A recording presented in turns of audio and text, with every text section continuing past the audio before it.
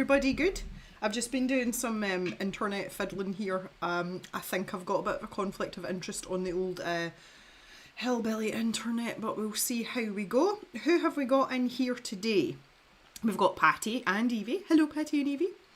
And we've got a good old Theosaurus is here, my resident saviour. Hi Thea, how you doing? Patty will be listening, needs to take the dog for a walk, slept in, take care of mum. Oh, how's she doing? She's so sore, oh bless her, I know that feeling so well. It's a gem. Yeah, how are we doing for sound levels today? I did try and have a bit of a tinker with the settings, and to be perfectly honest, I think there's just too much going on now in terms of technology and hooking things up. I do think I need to maybe have a bit of a rejig on the old setup here. I've just been kind of like adding things as we go along. But yeah. Okay. Yeah, sounds good. Okay. So one of the conflicts that I've figured out is it's complicated. So we've got our internet, and I have the setup here hardwired in, so it's an Ethernet cable, and that's to try and give me like consistent internet, again just being where I am because it's mobile internet we've got. So from the hub in the house, which is just behind me over here, there is a cable that runs to the laptop, which is great, and that's supposed to work very well. If I want to connect up some other things though, they work through Wi-Fi, so it means I have to have the wireless internet running as well. So our wireless internet, and I'm talking about inside the house, inside the cave, it runs on a mesh system. So I've actually got two networks essentially, one for the hub that comes into the house and then one that spreads the love around the rest of the house. Sometimes when I do that, they seem to like cross wires, and that's when I start to like drop. The internet just drops because I think it gets confused as to which one it's supposed to be using and which one it's actually using. The reason that I have the Wi-Fi set up is because it runs things like the printer and blah blah blah. So we'll see how we go. It looks okay just now. It did drop off just before I came on, and it kind of sorted itself out. So I don't know. I don't know, right? We'll just see how it goes. But one of the reasons that I wanted to have the Wi-Fi running is I wanted the jock cam back up and running today. I'm now in a place with my hands where both of my arms kind of mostly work, so I wanted to do that, but I also wanted to do a little experiment. So instead of jock just now, while it's still light outside and the light is disappearing very quickly, I've set up the birdie cam. So this is the little feeder that's stuck to my my window, and I've just filled it up. So I was waiting to see if some of the birds would maybe come and eat. I've disrupted them by filling up the feeder, so I don't know how well this is going to go. But I thought I could have that there for a little while, and then when it starts to get dark, we can switch it over to jock, basically. So that was the plan. I don't know whether that's a good plan or not. I'm sure we'll find out. But I just kind of wanted to get organised and sorted out. Not having a particularly good day today, especially for a Sunday. Like, Sundays are supposed to be relaxed, and I have been anything but relaxed. My vacuum cleaner packed in the day before yesterday. I mean, it was on its last legs, to be fair. It was kind of on its way out, but you really don't want that happening a couple of days before Christmas. So I have ordered a cheap one just off of Amazon. It's come with quite good reviews, so even if that just tides me over just now, I'm looking at getting something more industrial. Just because dirty farmer husbands, dirty boots, dogs. So we'll see how that goes as well. We shall find out in due course. It shall be fine. We shall be good, she says, hopefully. So that's fine. I'm just going to grab my wee squishy ball and get my hand going before we get started today. So we'll see. I don't know. I think it's going to be quite quiet today, honestly. Obviously, for those of us who celebrate Christmas is fast approaching, and I would imagine that people have a lot of stuff to do. So I'm not anticipating this to be particularly busy. I think maybe the second hour might pick up a bit, but we're just here to chill out and hang out. So whoever turns up. It's not really a thing. So yeah, that's about it. So I would love to know what you guys have been doing today. And we know what Patty's been doing. What's Thea been doing today? Don't remind me of the presents I still have to finish. Well, yeah, these are, you're kind of cutting it close now, Thea. You'll get there. You always do. I know you do. Have faith in you. It's all good. Christmas cookies. Rumbles. Oh, nice. Very nice indeed. Oh, speaking of alcohol, I've made a new. Well, I don't suppose it's a new invention. Cal's been trying to get her journal finished before the end of the year. Oh yay, I like that. That's good. That's really great. Is it like a bullet journal, or is it a righty journal, or is it an art journal? Like, can we elaborate a little bit? Alcohol. I inadvertently I was at this time of year I like to buy a bottle of Jack Daniel's Fire. So, and that's like my Christmas tipple. So I just put some ice in it and let the ice melt a little bit, and I just kind of like sip away. And there's very specific glasses. I will only drink that out of a Jack Daniel's glass, which is a square glass. And they were all in the dishwasher. I don't know how that happened. Like, why would they all be in the dishwasher? But and I just wanted a nightcap, honestly. So I dumped it into my tea mug that I'd been drinking out of, but I didn't realise there was still tea in the tea mug. It was cold, obviously, and Mr. Jem jokingly said, "Oh, I wonder what that tastes like." And I tasted it, and it actually tasted not too bad. So I would like to try it with some actual like hot tea and see what happens. I was thinking I could maybe do that for the second half of the stream. I've got normal people's tea just now, and the Need tea mug, obviously. So I might try that out, but it tastes good cold, so surely if it's in warm tea, I'm thinking like, because like fire's spicy, right? Surely that's going to taste. So we yeah, iced tea with JD. So we'll see if the hot version tastes any better. The only thing is it might put me on my backside, but yeah, whatever. It's Sunday, it's Christmas, I'm off, I don't care. Thea's still got her JD and Coke can. It's technically a sketchbook. So this is Cal's journal with like 100 pages. Ooh, I started it in 2021 instead of writing every day and feel the pressure of it all. I write later. Okay, yeah. Yeah, it's like a toddy. Well, I was going to say a hot toddy, but that was technically a cold toddy. So well, yeah, we'll maybe give a little go to that.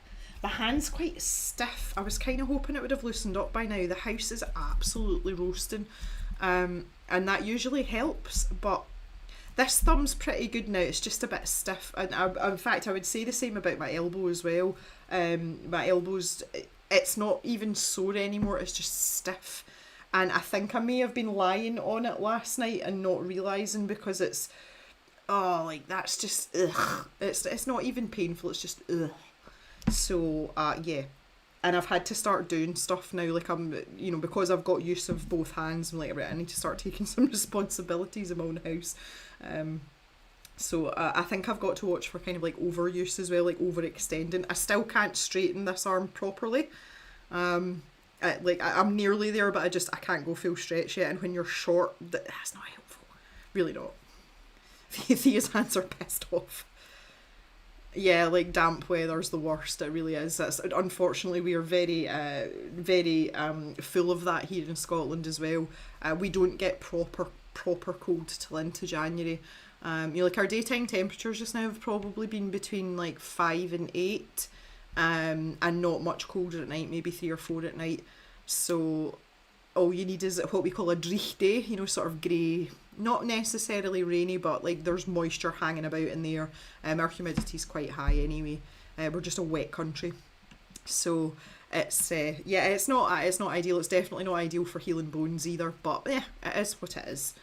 We just need to keep trying, but we're going for it today. We've got the pencils out again, so for I've still got a minute to go. I'll talk about the stream a bit more in a minute. I'll just sit here and squish this away. I was kind of hoping we'd see some birdies by now, but I think I've scared them off. They tend to disappear for a little while when I fill the feeder up, because obviously I'm opening the window and lifting everything out. So we'll see if they appear. I've kind of got my eye on it here on this screen, so if there's any action happening, I'll flick it over. That's a good point actually. I should really test that out, shouldn't I? Because that'll go to. Let me just sort everything out. Yeah, that one. Yeah, so you would get a wee view in the corner if anything exciting happens. We'll see. I don't know how happy they're going to be about that. Jan's made it. Hello, Jan. How are you doing? Are you all right? Have you had an exciting day? Yeah, maybe. Jan's always busy, so she's always got something exciting to talk about. I was asking just before you came in, Jan, what everyone's been up to today, because I've had a stinker of a day so far. Have you been out gallivanting today? I'll bet you have. I'll bet you have. Right, that's feeling quite good. The other thing that I had to do as well, I'm sure I mentioned in the last stream about things that mysteriously went missing from being on holiday, one of which was my Winsor & Newton watercolour travel set. It seems that my skinny eraser went missing as well, and I don't know, because I swear blind, we turned that hotel room upside down like 3 or 4 times over before we left. But it was missing, so I ended up buying myself a pack of the Derwent little slim erasers. I love these erasers, so I've got the joy of opening a shiny new today. Like, ooh, they're nice. So, but again, just a mystery. There's a couple of things. The charger for my Garmin watch, it was missing as well. So I don't know whether we just had like a pile of stuff that we accidentally, we'd maybe like sat it aside to put it in the suitcase and then just didn't do it. But I swear blind, like we went over that room with a fine tooth comb, so I don't know. But it's quite an eclectic mix of things that just didn't make it back from Cyprus, and I was full of painkillers as well, so I'll let you draw your own conclusions from that. Okay, it's 2 minutes past. Aloha to you, Terry. How are you? Lovely to see you. I'm imagining it's quite early in the morning. I ask you this more or less every stream. It's early in the morning, isn't it? Anyway, let's go to the the unwrapping of the eraser. I'll pop my sketchbook out the way for a minute. I think I've actually got one in my pencil case. These come in packs of 2. So I'd used one up. The last lot that I bought, I'd used one up and I had a spare, and the spare one was the one that went to Cyprus. So, yeah, I've got one in there. Cool. I'll unwrap this. Washing done. Out for a walk. Briefly saw the archaeologist in charge of the maybe dig. Well, that's exciting. Let's say that's not exciting. Ooh, so nice and so new. 5 a.m. Hoo-hoo. To be fair, I was also up at 5 a.m. this morning. That's kind of standard for me. And you've got coffee, so all is right with the world. Like it very much. Okay, so my plan for this stream, I always like to make a plan. You guys know that I like to make a plan. We don't necessarily need to follow the plan though, to be fair. So I'm still on the sketchbook mission. I'll just briefly recap. I'm sure the people that are in all know this. That started this on the 22nd of April of 2022. There are only a couple of pages left. My niece did her duty, and she filled in the last page for me. So this was from 2022. This was her first drawing, and this was Christmas just passed, and she has drawn herself in her lovely green dress, and she has drawn me with my lovely blue hair, and also my sling, which I thought was absolutely adorable.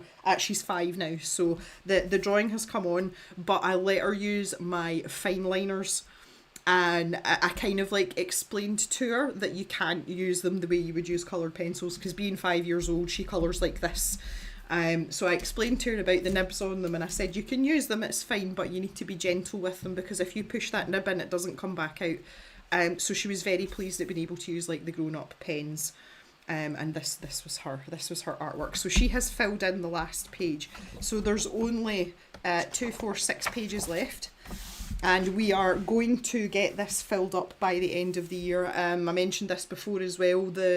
On the Hogmanay stream, the New Year's Eve stream, I would like to do the front page of, like the title page like this one, in a new sketchbook, because I think that would be a lovely way to finish off the year, start the new year. So we are going to do some sketching. I'm going to stick to graphite just now. We're actually going to learn something today, or at least I'm going to try and learn something, which I'll explain a bit more in a minute. At the halfway mark, I think we should just wait and see how we're feeling, see how my hand's feeling. But I had thought maybe we could start some Christmas colouring.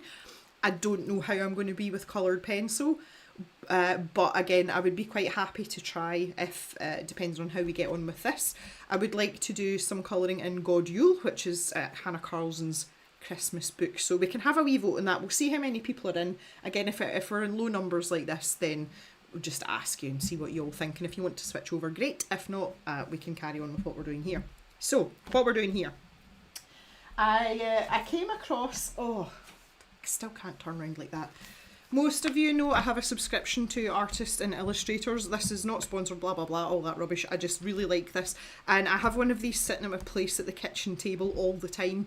And in the morning when I sit with my cup of tea when I get up, I like to just maybe read a page or two. And, you know, it kind of like perks you up for the day and gets the creative juices flowing. So this was from a while ago, but you can see I've marked it. Most of you know I am very friendly with Julia K Art Studio, and we talked about our safe things to draw, like things we're very familiar with and comfortable with, and for me that's trees. If I'm upset, angry, happy, sad, I like to draw or paint trees. Julia's like comfort thing is horses, and she draws a lot of horses. If you've seen any of her artwork, there's horses everywhere. And I came across this article in this particular magazine, and it's by a lady called Kasia Lunt, and it's a very simple horse drawing, but it's very impactful. And this kind of like, I don't know, it just kind of hit right with me. And I thought, you know, I never draw horses ever. I can't remember ever drawing a horse. And this is like one of the step-by-step type things. So I had a really good read through it. And just because it's simple materials and there's not a huge amount of steps, I thought, I'd really like to have a go at this. And I said to Julia, like, I'm going to try this and I can get Julia to approve or not approve. Because I really should do some learning to draw horses. So that's what I thought we would do. But in addition to this, I have this wonderful book. And if you are interested in drawing animals, I strongly suggest this. It's by Ken Hultgren, and it's The Art of Animal Drawing. It is incredibly in-depth in the sense that it looks at a lot of different aspects of how to draw these animals. It's not a tutorial, it's not a step-by-step. There's just lots of examples, there's lots of drawings, and they are all sketchy like this. It's no... it's not like detailed oil paintings or portraits or anything like that. It is proper sketchy stuff. So it is a wonderful, wonderful book. And they have a huge section on horsey shapes. So the horse family. So just to give you an example, they talk about bone structure, and it goes into very specific points about the shape of how things sit on the bones. And the leg bones, so this is just bones at this point. And if you go further along, they start to talk about the musculatory structure, and then they have some of these absolutely wild poses so that you can practice and do bits and bobs yourself. But it goes on and on. There's a separate section for the head, and it talks specifically about like the muzzle part and what the bone looks like and how it joins to your circular, it's really, really in-depth. It's a great book. So if there's any animals that you're not sure of, this is a great reference book to have. And you can see here you're talking more about the practical like application if you're actually sketching, because obviously you're not going to sketch a skeleton and then draw on top of it and start rubbing out ribs and all this kind of stuff. So it is like applicable. And there's a bit about muscle action here, so when the muscles are relaxed and contracted. Such a good book. But I mean, look at this, looking at poses and everything. So I thought I would pull that out as well, and we could maybe refer to that, but we'll try this first. In my head, I'm like, horses are just like big cows.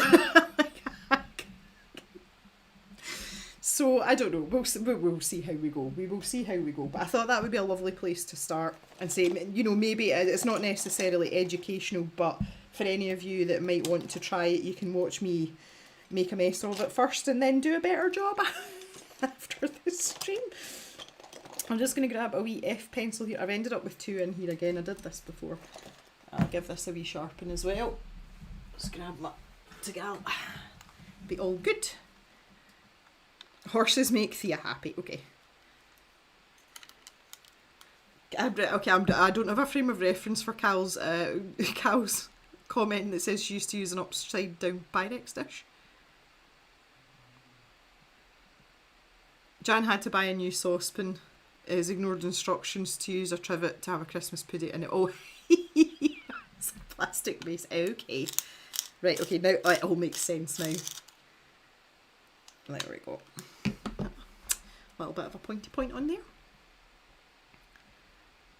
just going to have to use a ceramic thing in the bottom.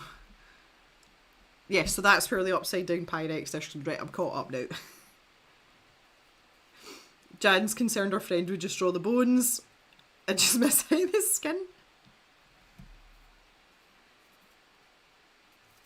Interesting. Cal says there's a guy that keeps popping up in my feed that does that. He starts with a drawn skull and then adds the details and asks you to see how long it takes to figure out who it is. I've seen that. I can't remember like his actual username, but I've seen his videos. He pops up for me too. Right, okay. So for this first page, I can set that there and you can see what we're going to be doing here.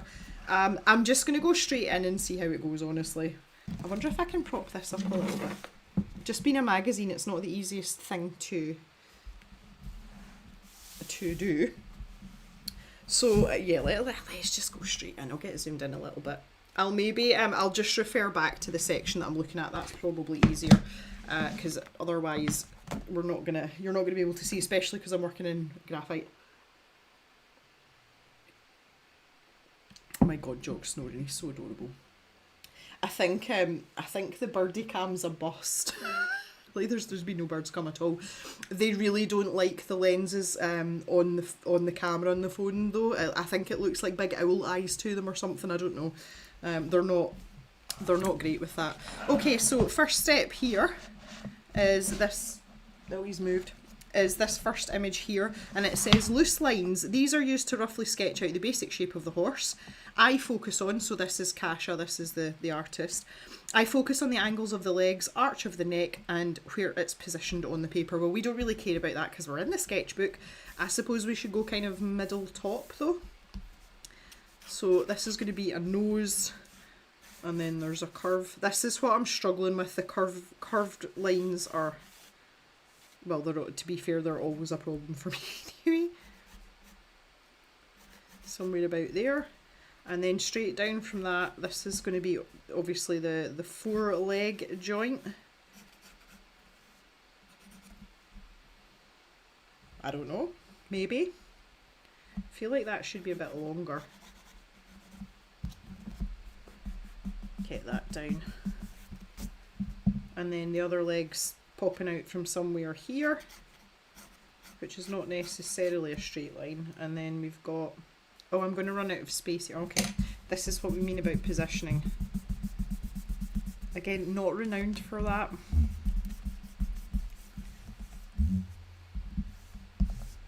Yeah, I like that Jan's given some context to that comment about her friend.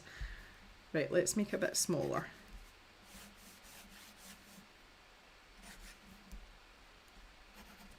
That needs to come straight down as well. I'm looking at the actual finished image there, so that line that I'm drawing down there, I want it to be more or less straight up and down, because if we look at the horse's face here, that's a very straight line, very, very straight line. That was the other thing I was going to say as well. Pip might bark at some point. I am waiting on a courier coming, so if you hear mad barking, it'll only last a minute or two. And then we've got this line, so there's that sort of curvature in the back. And then we've got what looks remarkably like a bum. Don't forget about the bum. Right, let's have another go at these front legs here. So like here, here. I feel like that should be almost a triangle. Okay. And then we've got the front hoof. And then this line that's not quite straight, but not straight. Again, I feel like that should maybe be. I'm just eyeballing this. There's no technicality. I kind of just want to do this to see if I can, if I can get my eye in. Normally, I'm not too bad for eyeballing things, and if it's not right, it stands out to me quite quickly. But obviously, not used to drawing horses, so we'll find out. I'm just like curve there, and then like here. So at this point, I'm just trying to get this sketch to look as much like this sketch as possible. So very simple lines. Cal's got a book stand coming for the craft room for holding magazines, etc. Yeah, do you know what? Well, I've got a tabletop easel, but it takes up quite a lot of space as well. But that's not a bad idea. Pip barking is always a welcome hello. You're about the only person that thinks that, Jan. The rest of us are like, oh Pip, just shut up. Never thought I'd miss mad barking and silent but deadly farts. It's so weird not having dogs. I have to say my two aren't really guilty of that. We have very specific diets for collies. A lot of the mainstream dog food preparations are because weirdly collies have got quite delicate stomachs. Not a lot of people know that, but they can be quite sensitive to dog food. And we used to have them on working dog food, obviously, which is basically dog food with Red Bull in it, for want of a better phrase. So we're on to the maintenance working dog food because it's kind of designed with like collies and spaniels in mind. But you're supposed to switch to that when your dog's not doing as much work as they do when they're working, if that makes sense.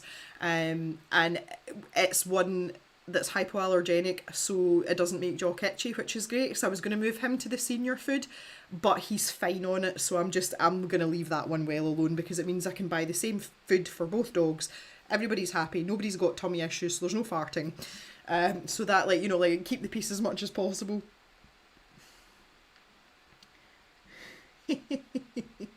I got my brother-in-law a candle, says, like me when the dog farts. Apparently not only it's funny, but it works. It's so good. Like it a lot.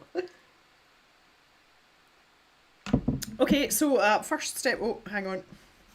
First step complete. It looks a bit leggy, doesn't it? As this looks like quite a leggy horse. There is like a belly line here.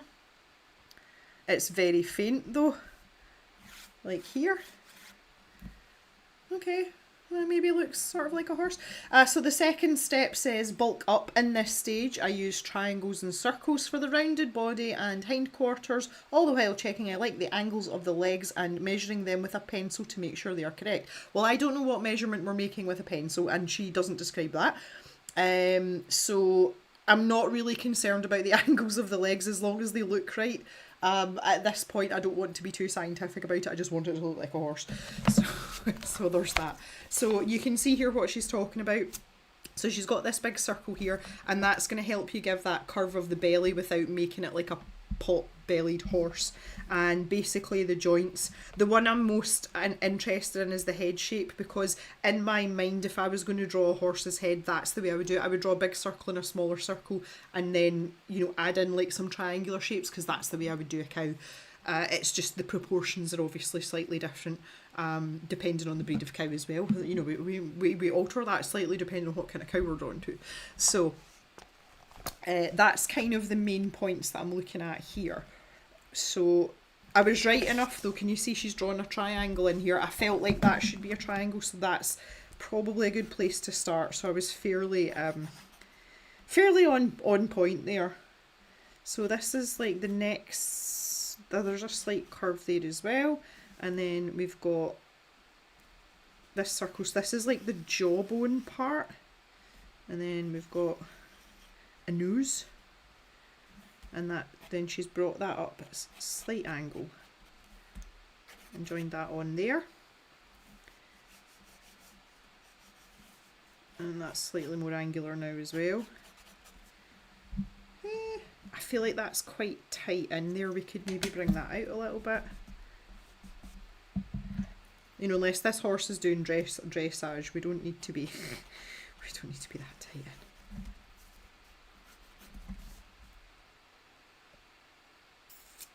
in. Yeah, okay. She's bringing a line down in there as well. So, okay. This is interesting here though.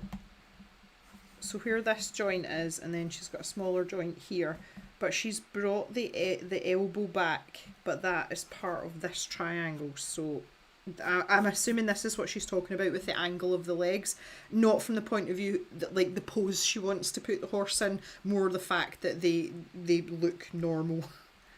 So maybe there, and we've got that in there. Okay, and then that kind of, she's kind of put a line up like that. Okay. Not sure what. So she's brought another line down here, and then she's put a joint in there. And this must be some sort of reference line, so that must want to look like a triangle again to help with proportions and the angle that things sit at. And she's done the same there as well, which is kind of strange actually. Okay. Do we look horse-shaped? Perhaps. Now this is the fun part, it's the belly circle. And you all know me, I like a chunky animal. You know, I will deliberately make animals bigger than they actually are, just because I kind of like them to be slightly rotund because it's fun. Jan gets this magazine online as part of the Redley subscription, so I'll have to give it a look. Yeah, Jan, if you want to, it's from July 2025, and there's the front cover if that helps you. If you're doing it digitally, quite often they have the covers. There's a few other things that are quite interesting in this magazine as well. For any of you that don't have this subscription or might be interested in just having like a bit of inspiration, I do put my... on the birdie cam, there's a pheasant toddling about in the background in the garden. It's out of focus though, so you can't see it. Oh, that's funny. I just caught my eye there. And the bull's wandering about in the field as well behind him, which you also can't see. Oh, that's funny. Maybe I should have a bull cam instead. We'd probably get more action. Oh, that's funny. Oh, dear. Yeah, okay, so for anybody that might feel inspired, it used to be this magazine in particular, so it's Artists and Illustrators, it is a UK magazine. It used to be very heavily weighted towards oil painting and watercolour, and honestly, being brutally honest, I found it was a bit stuffy. You know, they used to talk about you know, getting into galleries and all the rest of it. They have sort of changed and evolved, and it really is for artists and illustrators now. There's always a really good mix of different mediums and different artists that have taken different paths. So there's a mix of the, you know, people that went through art as a student and, you know, went to university, and those that are self-taught or took it up later in life, that kind of thing. It's really, really good now. And even if there's nothing that would initially spark my interest, I tend to find that I learn something somewhere in the magazine as we go along. Highly recommend.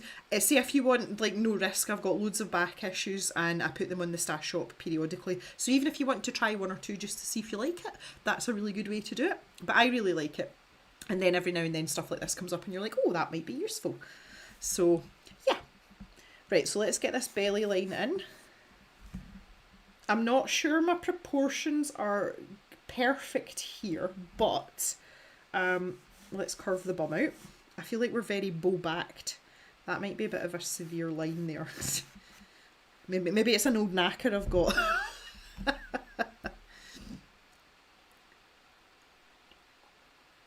Not sure actually the bull cam would be YouTube friendly. It's two boys that are in together. There's yeah, you're fine. This is because it is two little paddocks. They used to be horse paddocks and there's two side by side. So they back directly onto the garden, which is just out the cave window. So when the boys aren't with their girlfriends, that's where they go, because each paddock has enough space for one bull if they're on their own. And what we do is we put two side by side and we let them fight through the fence a little bit until they sort themselves out. And then once they've accepted each other, because they're herd animals, they do actually like other animals. Once they've sorted out their pecking order, their hierarchy, then we open the gate between the two paddocks and it means they've got lots of space. So yeah, I can actually see both of them just now. So we've got Big Grumpy Frank, so that's our older bull. He's a bit bad-tempered. He's not great to work with, but he is mostly biddable, but you've got to watch what you're doing. Like, you don't work with Frank on your own. You always have someone with you. And we've got our youngest bull, who's just a baby. He's Vic. And we thought that putting them together would be the best combination, because we were hoping that Frank wouldn't see Vic as a threat just because he's little. The flip side of that is he could just knock 10 bells out of him, and then we've got a very injured young bull, which is what you don't want. So we took the risk, and they have like a proper bromance, and it's made Frank like much less grumpy. And it's hilarious watching two of them when they get started. So I was like, right, that worked well. It was very good. Anywho.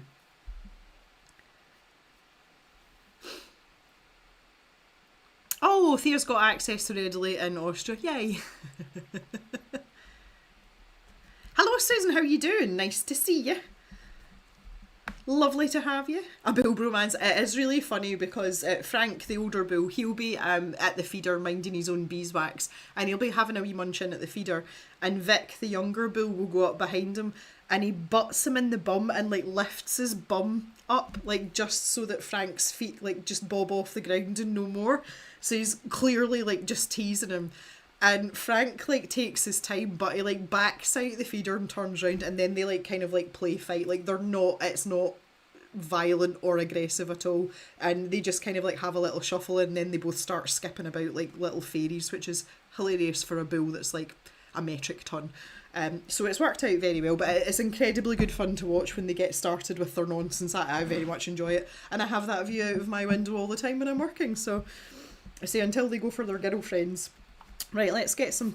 We've literally got like a wee pookie tail line or two here, and then we've got to work on this. So we've got another line here, and then that kind of joins on. So she doesn't have necessarily a joint there, but there's a kind of indication that there might be something there. And then she's brought that up. So I think this is one leg, and then the hind leg. Okay, so she's got a joint in there. So she's got a line that goes from there to there. So that's telling me instantly that I'm off. So I kind of wish she'd done that in the first step. That might have been a bit easier. So she's got a little joint in there, and that's the one that goes up and in. Okay, right, well that changes things significantly. That looks instantly better, like that looks much more sensible. And this is why we don't pretend to know things about things until we've done the things. And this joint is also on that line, okay. So that needs to come in and then down to there.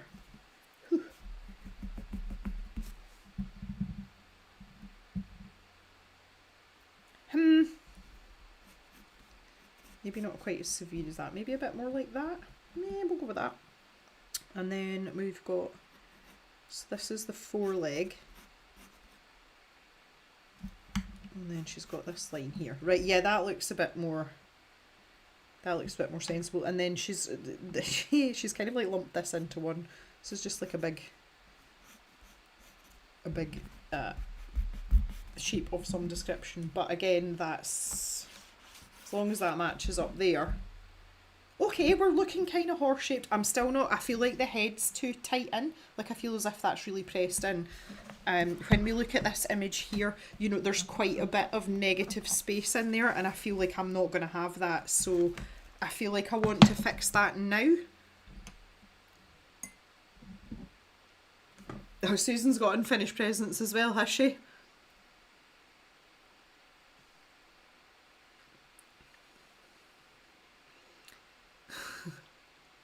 Alright, Cal's the smarty pants. All her presents were finished in November. I have one left to wrap, and it's one of Mr. Jem's. He is away for, he's away shooting. He left earlier today. So I'm going to wrap that while he's away because it's quite big. But apart from that, I'm all done. Oh, that's the other thing I wanted to tell you. You guys are going to get an exclusive here. Most of you know that Mama Jem passed away in May. So this Christmas is kind of like a bit weird for us. We don't really know what Christmas looks like without Mum. And we're going to find out very soon. My mum bought all of the Christmas presents. Like, Dad did zero legwork on the gift giving side.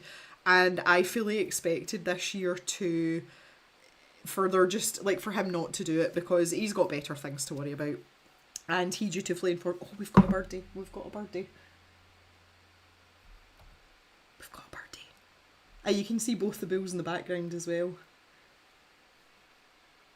Okay, so this is Mr. Chaffinch. Oh, he's gone. Mr. Chaffinch is probably one of the bravest birds that we've got. He sits in the feed like it's a bath. He doesn't sit on the perch, he sits in the feed.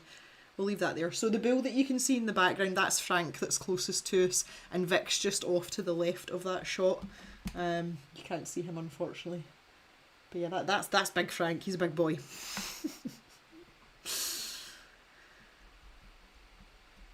Yes, so anyway, okay, easily sidetracked. Yes, so apparently Papa Jem has been doing the Christmas thing, and he asked me, you know, if I had a gift, what would I like, and we had a bit of a discussion. So Papa Jem is gifting not just me; he's gifting the cave a 6-month Scroller Box subscription. So the Scroller Box will be coming back to the channel in February. So there you go. I thought that would be quite fun. Susan says last year she procrastinated and was wrapping them Christmas morning, and I said then never again. Oh no, I couldn't cope with that. That would be far too stressful. Ulrika, just a flying visit, is about to go and deafen some people at a candlelit carol evening. Thanks for sticking your head in, Ulrika. I hope that it goes well and you don't make too many people cry. I'm sure you won't though. That's fun.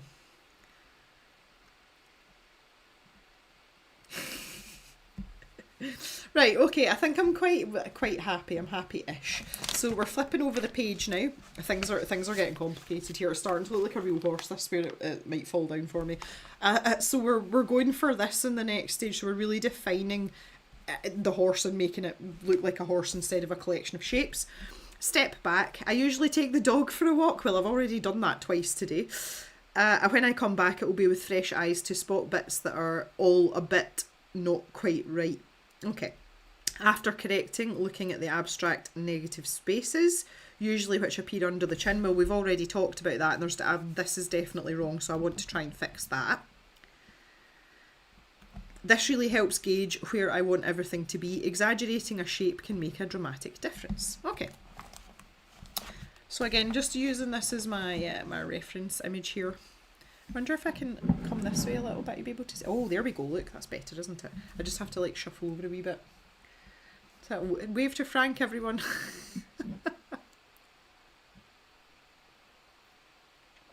Yeah, so I feel maybe like this line here was too short, because if I'd extended that out, that would automatically bring everything else out and create space in here.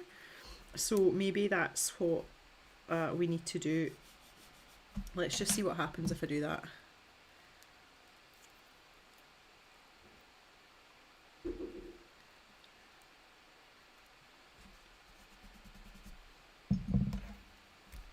So I'm just going to go back a step here, down there, and bring that out to there. Oh, I think that's much better.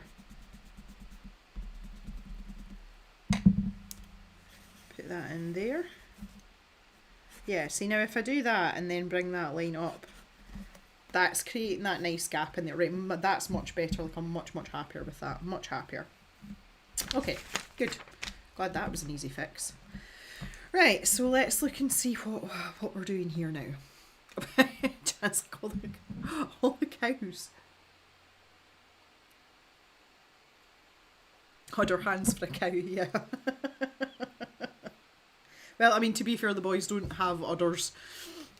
They have nipples, but they don't do much. Well, they don't do anything, but they're there. Right, okay, so we're working here. So this is like a brow. And then we've got sort of ear shape. Wow, horse ears are weird. The easiest thing for me would be to go down to the stables and actually draw some horses. We do have stables here. We don't run the stables. They're rented out to someone. And the lady that runs them is really nice. Like, she would be totally fine with me going down to the stables, but I don't. That might like take me down a rabbit hole or a horse hole. I don't know. We'll see.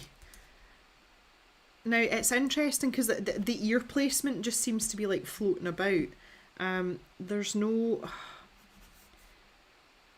Because there's the circle. The ear's not even at the top of the circle. It's above that. It's like there. I think we're going to have to be moving some ears about. I don't want to end up having like a horse that looks like a rabbit either, you know, with like massive ears. And then she's got this weird line down here. I'm not sure what that's for. but it does touch the top of this cheek circle that we made. And then this line here is the one that comes down here. And then she's got a couple of wee lines there. I'm not sure what they're for either. Okay. So at the bottom of this cheek, so that's obviously meant to be the jawbone. And then we've got a straight up and down line. And then we've got an eye here.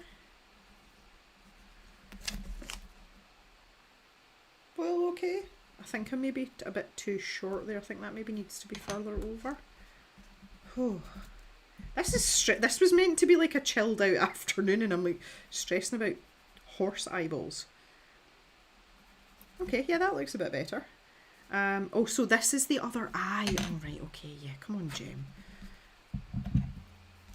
So that needs to be in line with that. So about there. Yes, okay. And then we've got the start of a muzzle.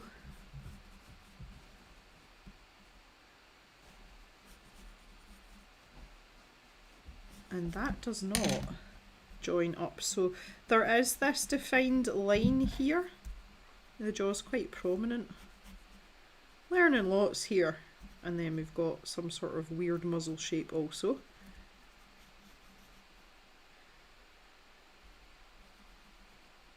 Like this.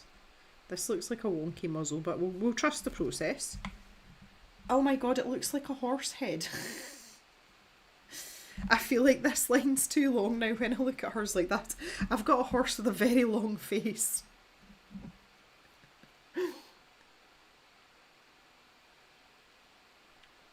There's a hollow behind the drop ridge on a horse. Can you, Cal, can you please oh, brow ridge, thank you. I was like, what's a drop ridge? Yeah, there's a hollow behind the brow ridge on a horse and it looks like she's drawn the ear slightly cocked. Yeah, I think so.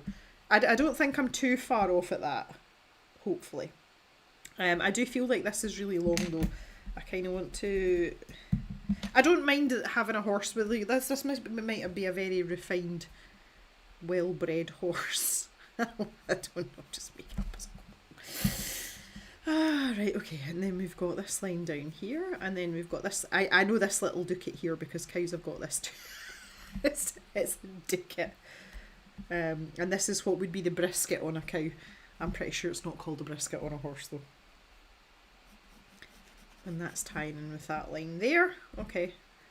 And she's got this triangle here as well. And that's following roughly that triangular line there.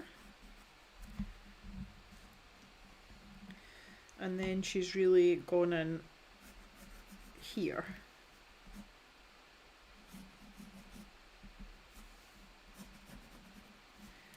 And then we've got a joint here.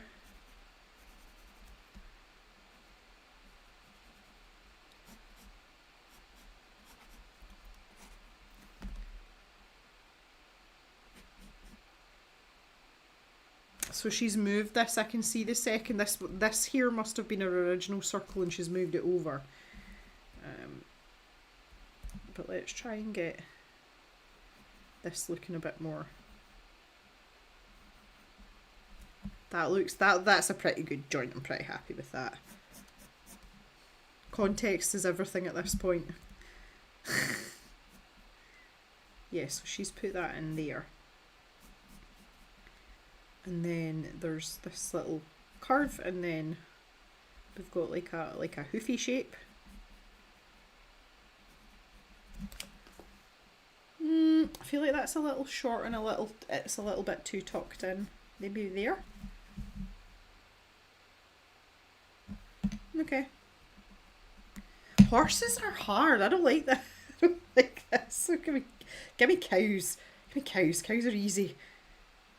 That's got a bit of curvature as well. Yeah. Why the long face? Oh.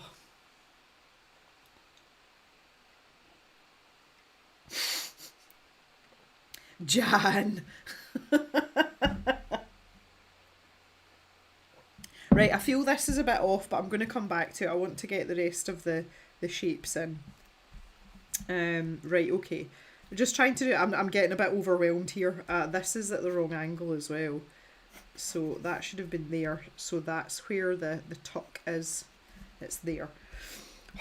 Right, okay, cool. So we've got this leg now. Good grief. And then we're over that joint there. And down. So she's only very lightly put this one in.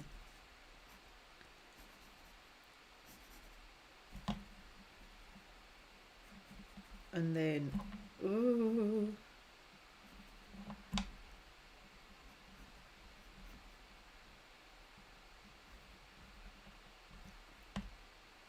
But this is, oh, shoot. There's like the ankle joint and that comes back into there. Maybe I need to make that slightly more pronounced. Again, I feel like that, I mean, I feel like that should be a bit longer. It's not bad though. Good lord. Right, okay, so then we're up to here. And then we've got this little bit of a joint here and that goes up. And then that's going to disappear off up somewhere in here to our fat belly. Okay, the head is very disproportionate now. See that I've put the legs in, you can tell that the head's really, really long. I'm just going to go for it. I knew I was going to have to come back to it, but...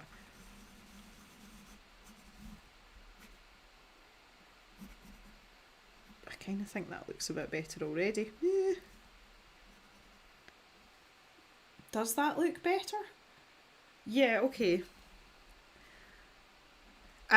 The other thing that I'm noticing as well, and it's maybe because I've got an audience and you guys, like I'm starting to hyperfixate on details, and at this stage that's something that we absolutely should not be doing. But bearing in mind, this is the first time that I've drawn a technically anatomically correct horse, so I need to like give myself a break here. Yeah. Horse meat's available in Austria. That's interesting. Okay. Right, I'm going to flick off the birdie cam. We're not going to get birdies now. You can see that we've lost nearly all of the light. So I'll just go back to my mug. Hi there.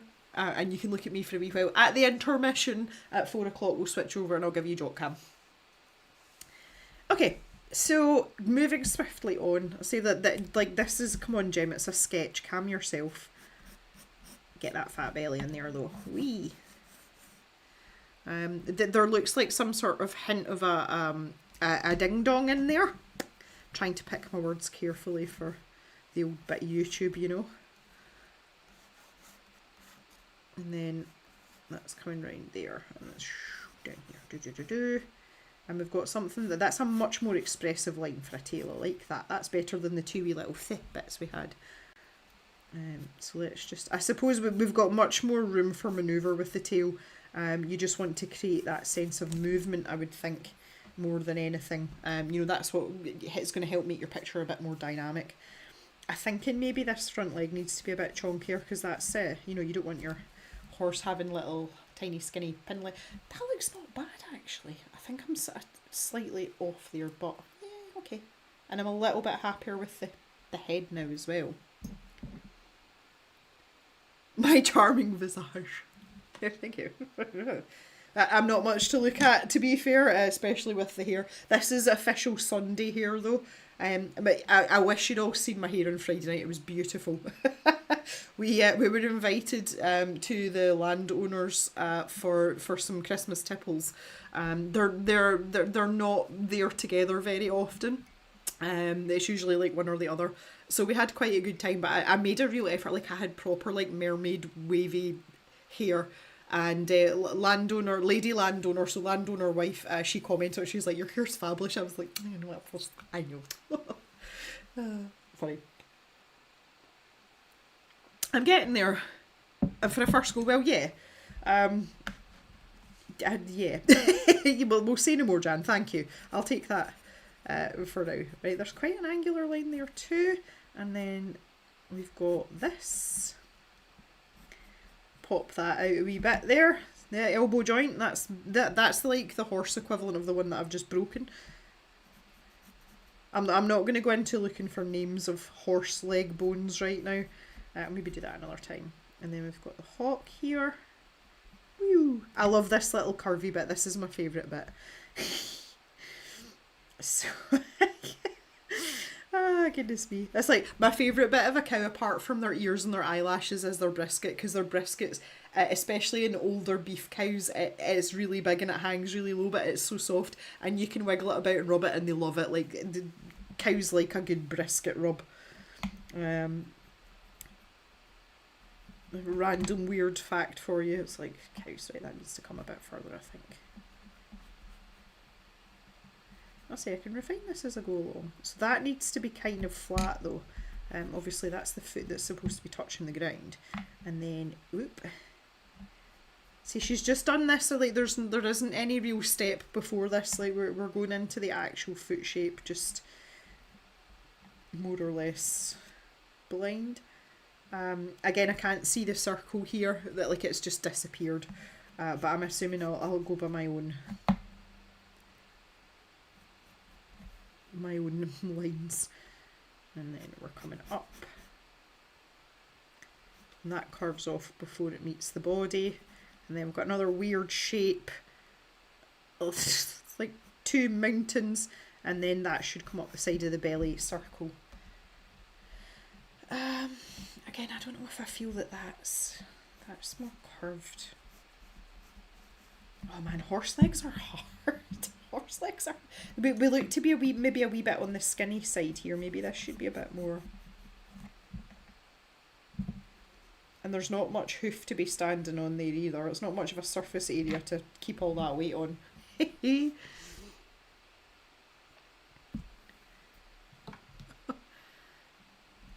Cal used some Schwarzkopf live drops to go purple. It took my sister 45 minutes and some pointed hair play to notice. Thea still can't get rid of purple hair.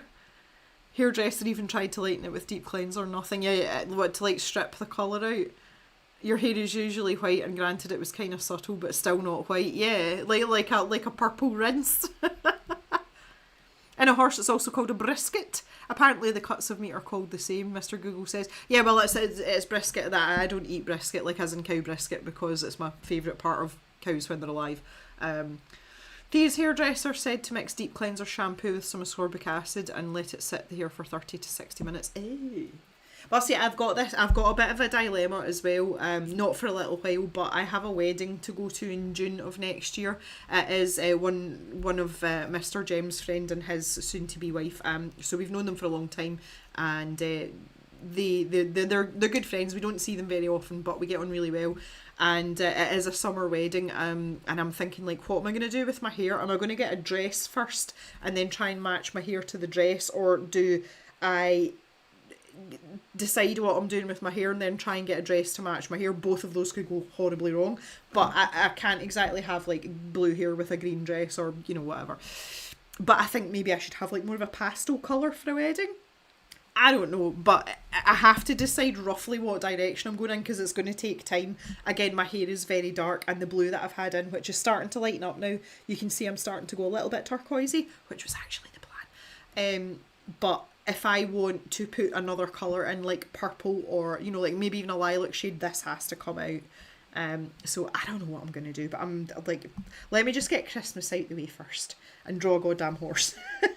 Right, okay, so we've got we've got this belly part and we've got the leg now, so we'll put in what looks like a winky. That's a phrase, I'm sure Susan will use that one as well, especially when you're talking about like to children. That's a word you would use to talk about male genitalia, like in a nice way, a winky. Not to be confused with Wee Willie Winky, but then, yeah, never mind. I'm digging myself a hole here.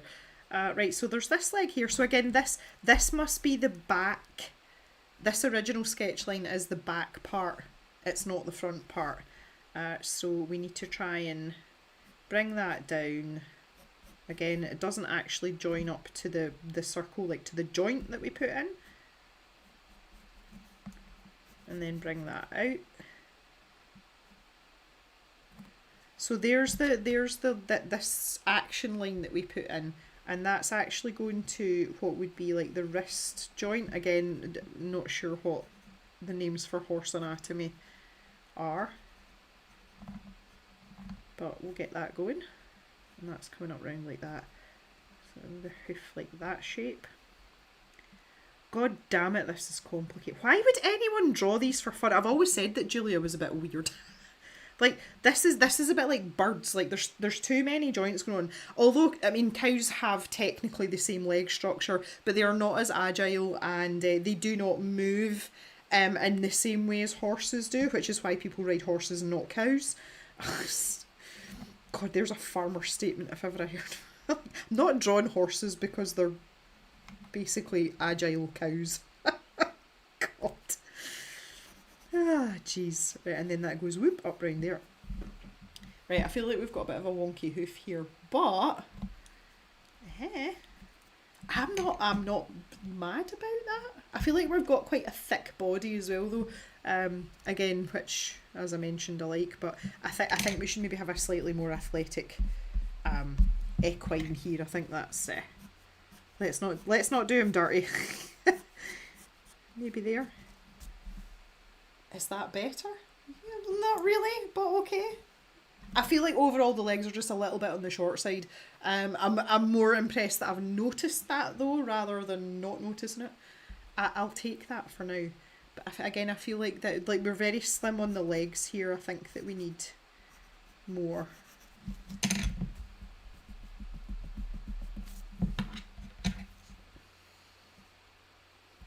And that this doesn't really come far enough up.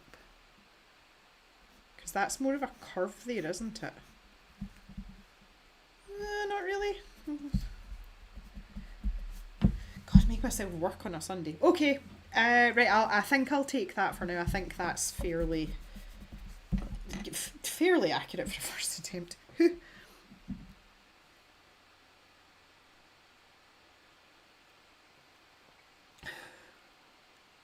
My hairdresser said that healthy hair loves hair dye, so I take that as a win at least. Well, it's funny because my hairdresser told me the opposite. When your hair is damaged, it is much more porous. Therefore, the dye sticks to it better. If you've got good healthy hair, your hair should be, for want of a better phrase, more slippery. Cal had a friend who wouldn't go within 8 feet of a horse because he said they were unpredictable. No. No. Cows are unpredictable. Horses are amazing. Yeah. Yeah, cows break a lot of legs too, but again, cows don't do the agility type things. They're not as prone to jumping. The continental breeds, so like the Swiss breeds, the French breeds, they are much more athletic, and I think they think that they're horses. Our native breeds wouldn't attempt to jump unless they were like really, really forced to, which is great when you're working with them. Definitely advantage. Right, okay, so anywho's, we've got 7 minutes until we're halfway, so let's go to step 4, which is colour. Usually starting with a dark colour, in this case a dark indigo, one of my favourites. I add shadow with loose lines. I don't colour in a flat way, as I want to still keep that lively, delicate line. Really thinking about what is in shade further away. Where is this line going? I get through rather a lot of pencil, as I like them to be super sharp. She likes a pointy point. So that you can create thinner, thick lines and no fuzzy ones. Okay, got it. No fuzzy lines. So I'm going to have to get a dark indigo. That's not something I have to hand. I'm just wondering where my... Okay, they're all the way over there. One moment. Try not to disturb Jock.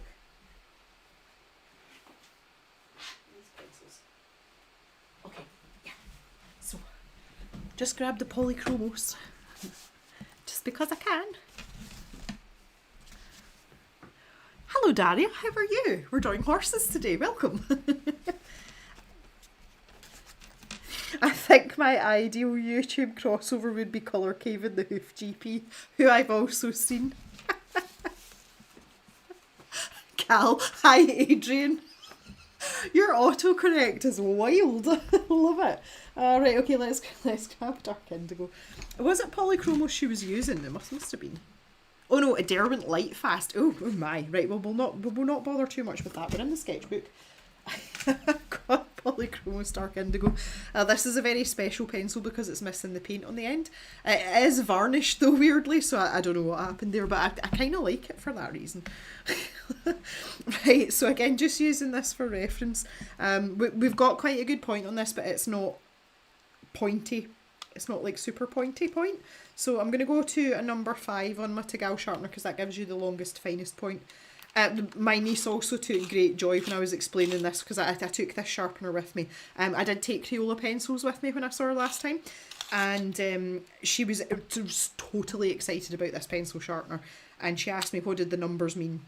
So I explained to her with the hand gestures. I know no, that's a number 5. This is a number 1, and she loved it. And she's like, "Can I use it?" I was like, "Of course you can." And she was really excited the first time she got one of them. Right, so now I know what these lines are for, and I can see that my lines are really off, but we've got some shading in here. Now this is the part that my thumb's not really good with. This repetitive motion is okay with ink because you don't really have to press down. So these lines might be a lot lighter than they would maybe normally be, but I can layer them, so that's, oh, there we go. It's got a bit of a darker bit in there. And then this part down here, thinking about the shadow area, so that's going to be quite shadowy in there. Just got a little bit on the front of the ear here, and then inside the ear, which makes sense. That's, you know, that makes sense.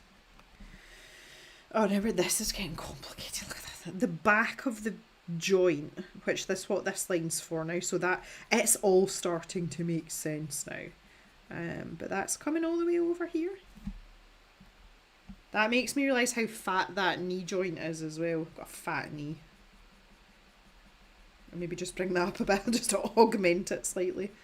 And then down around here, and just particularly dark in this part here that's the curve. And then we've got some shading down here, all the way onto the hoof. Okay. So if we just work our way methodically across, we've got this shadow under here, which obviously if the light source is coming from the front, glad we've got the light source on. Then that also makes perfect sense for us. So we'll bring that there, and again that's mimicking that line up there. And then along the belly a little bit, tiny little bit.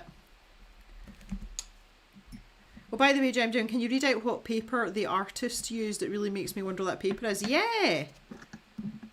I'm already raising my niece to be part of the Pointy Point Club. Absolutely. She was so excited. I tend to only see her once a year. And when she realised that I'd brought my sketchbook, some fine liners, some coloured pencils, she was so happy, and I took colouring books down for her. It was just some of the, you know, like the cosy colouring books that you get. And she was like, this, she said, "Can you read the title to me?" And I said, "Cozy Colouring for Adults." And she's like, "But I'm not an adult." And I'm like, "It's okay, it's fine." But I left those with her to take away with her. And her just a little face lit up. So she was surgically attached to me most of the time we were down. But I absolutely loved it. It was great. I'm going to make a wee artist out of her yet. She's right into it. Yeah, okay, so Thea was asking about the paper. This is another thing about these magazines, the back part of the magazine, so I would say like the last third is tutorial step-by-step kind of things, and they always list the materials that they use.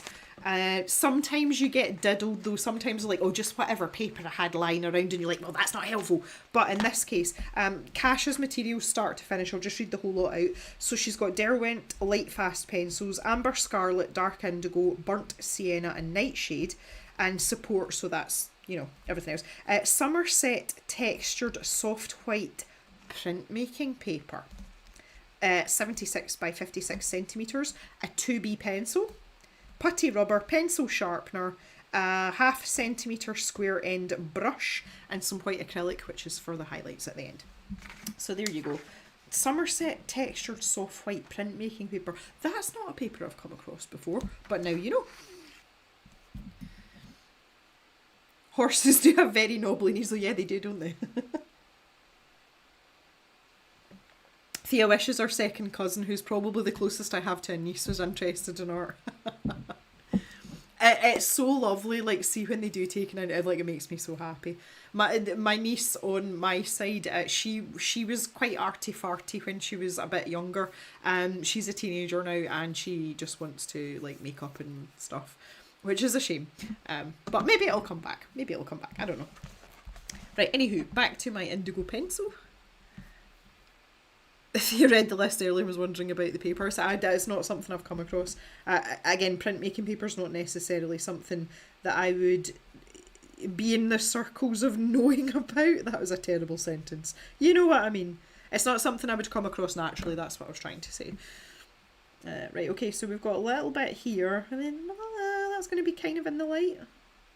And then down the legs here, so there's like, again, she's put this line, oh, she did actually have that in up there, my bad. Okay, not paying attention.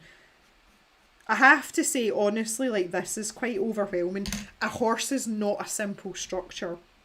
But I've been drawing long enough that I would like to think that I could turn my hand to things like this, but it's a lot. Like, there's so many legs and joints and ugh, good lord. But this is learning the right way though, and it pays. And again, we're just in the sketchbook here. It's not like I'm trying to, you know, I don't have to do this because I'm doing like a commission or a finished piece or anything. So it's good to be in this position now, out of our comfort zone a wee bit, but we're in a comfortable place, aka the sketchbook. So we've got a little bit down here. Oh yeah, there's a bit here. And then there's a really heavy shadow, and I've not got that line deep enough. There we go. So we get a better idea of the shape of the hoof.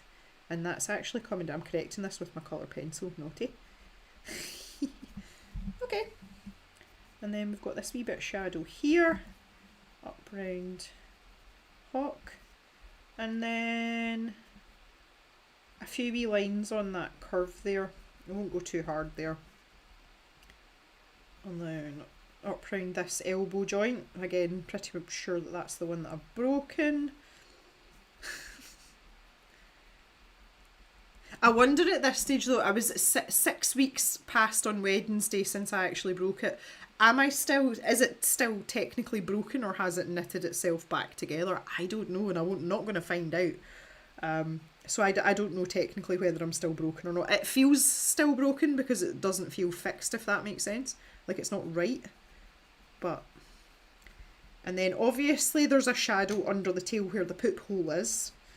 Let's just pop that in there, and then there's like a scribble there. She's got a couple of lines here. I don't know if they're in coloured pencil or not, but I'm going to put them in. Okay. Right, what do we think to that? Kind of rough. Definitely not as majestic and wonderful. I realise that this comes up a bit further as well. As Kasha's drawing. She is a professional horse drawer though. We're quite thick to the shoulder as well. I see the distance here. Again, it's like we've got a workhorse. Let's make that a bit more refined. I feel like that's better. The curve's not great, but that, yeah, okay. The proportions aren't quite right, but it's not terrible.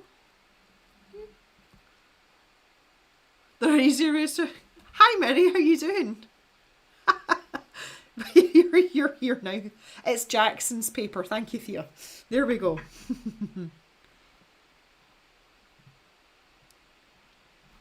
It looks like a horse to me. Well, it kind of looks like a horse to me too. Right, okay guys, it's 4 o'clock. So my first question for you is, do you want me to continue on with this? We are about halfway in the process. And to be fair, we've done most of the hard work already. Do you want to continue with this after the break, or do you want to switch over to some colouring? Please let me know. There's not that many of you in here, so just tell me in the comments what you would like to see. I'm happy to do either. I'm kind of having fun here, but I would be happy to switch over to something else. Backline could do with a bit of a bow to it. It looks a tad straight. Oh, here. Yeah, okay. Yeah, we can work that out, Cal. My hands are feeling good, honestly. My elbow is achy, but it really doesn't matter what I'm doing because this doesn't really encompass my elbow. I might put my elbow support on just so that I can lean on the desk a bit more. That's better. Give him a bum. More horse. Terry says more horse. Oh, this line. Like down there maybe? You're right, Cal, here. 100% right. I don't want to make him too bow-backed though.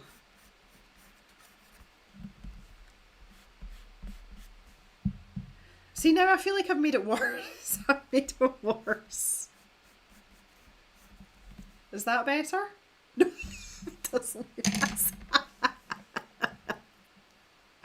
Oh, no, but look. It looks like he's got a tiny bum.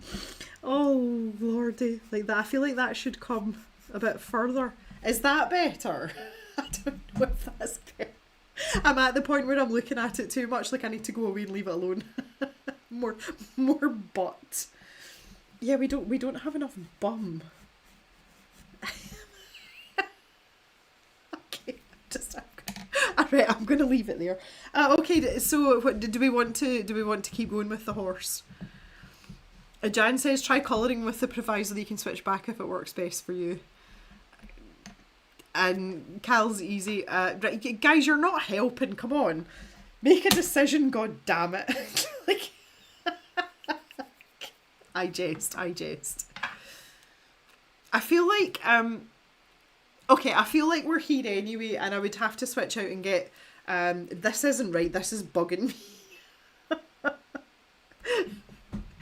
Minnie, you've always got to say. I feel like that this is too. Look. This is like, it's as if he's like twerking or something. Right, hang on. I think I'm going to have to stick with this because this is annoying me. This is a much longer and smoother line. And it kind of disappears into the tail. Right, I feel like that's better. Maybe a bit more volume there. Yeah, this is just an easy first sketch to see how we get on. Let's fix the horse then. Right, okay, no, I think this is a better idea. In the stream on the 24th on Wednesday, we will be doing some colouring. So if you're going to be around for that, you can still get your colouring fix. Right, okay guys, I'm going to take a short break. I do need to go and sort some pooches out, etc. And I'll get Jock Cam set up, but if it's okay with you guys, I think we should continue on here. I'm going to grab the acrylic paint and stuff in the assumption that we will get to the end of what this is, even if we don't use the other book that I brought out. Again, we could maybe go back to that on Wednesday, but it would be quite nice to follow this through and see what happens. Yes. Okay, right, cool. Cal's going to put her pins out while she can still... Well, it's absolutely pitch black outside. If I just show you the... wait a minute, I need to get the right button here. Oh, that one. It's the light has gone. It is absolutely gone, but that's because we're in Scotland. Right, anyway, this is your opportunity to talk amongst yourselves about food, as always, and I will be back in just a jiffy once I've got my dogs, etc. sorted out. I'm going to go and make myself that that weird Jack Daniel's hot toddy as well and see how good it is. So I shall see you all in just a little minute.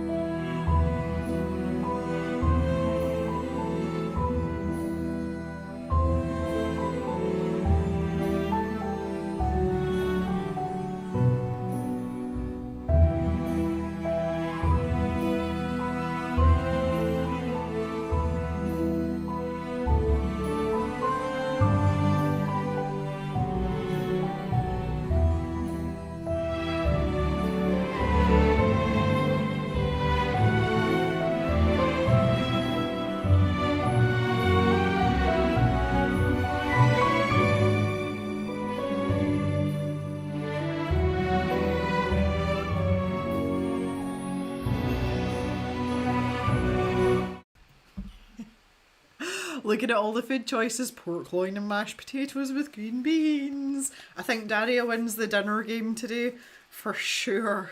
Sounds so good. Mirrie's having nibbles for tea. She can't be arsed. Well, yeah, like, I know that feeling. See, because I'm on my own tonight, I'm like, I do have, I've got quite a lot of good stuff, to be fair.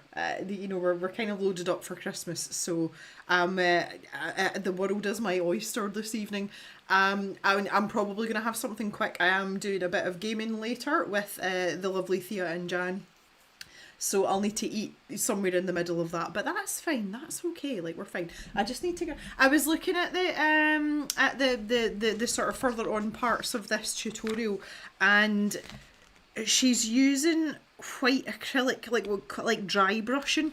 I might use gouache instead, because you all know I like a bit of gouache. So I might just grab that, because my gouache paintbrushes are like right here. Right here. My acrylic brushes are kind of like tucked away back there. So I think I might go for that instead. And I've got water here too. James had hot dogs for lunch and a ham sandwich. Ham sandwich. Pork pies, Scotch eggs, quiches, sausage. Oh yeah, so you've got like lots of nibbly things. Oh, that sounds... I love a picky tea. Like, I love a picky dinner. Didn't eat until 2 p.m. Well, that's fair as well. Daria's going to be eating at 1 p.m. her time, because we're a good old-fashioned Italian household. Yeah, okay. Yeah.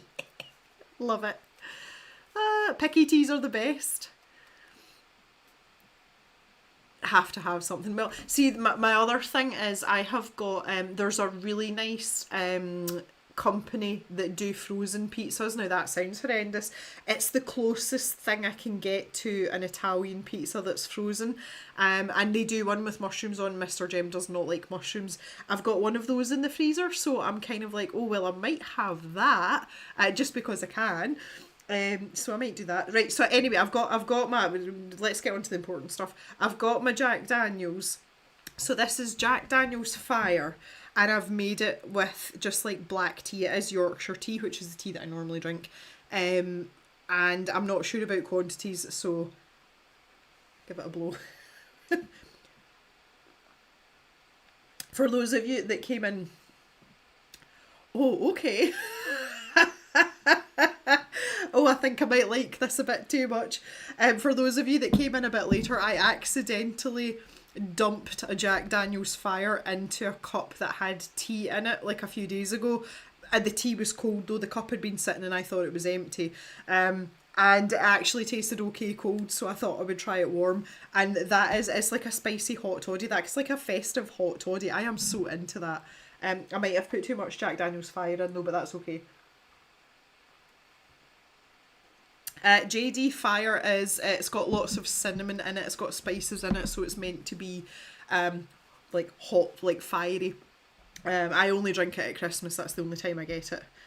Honestly, Jan, like, I'm into that. I would maybe go easy on the fire though, like don't put a measure in. I would put like half a measure in, but then again, a measure for me is right, okay. In England and Wales, a measure is 25ml. A lot of the pubs here, a measure is also 25ml, but a lot of the pubs it's a 35. I tend to go more to the 35 than the 25. So, there we go. Jan's like, kettle's on. The other thing, the courier did come. I was ordering bits for Mr. Jem that he'd asked for.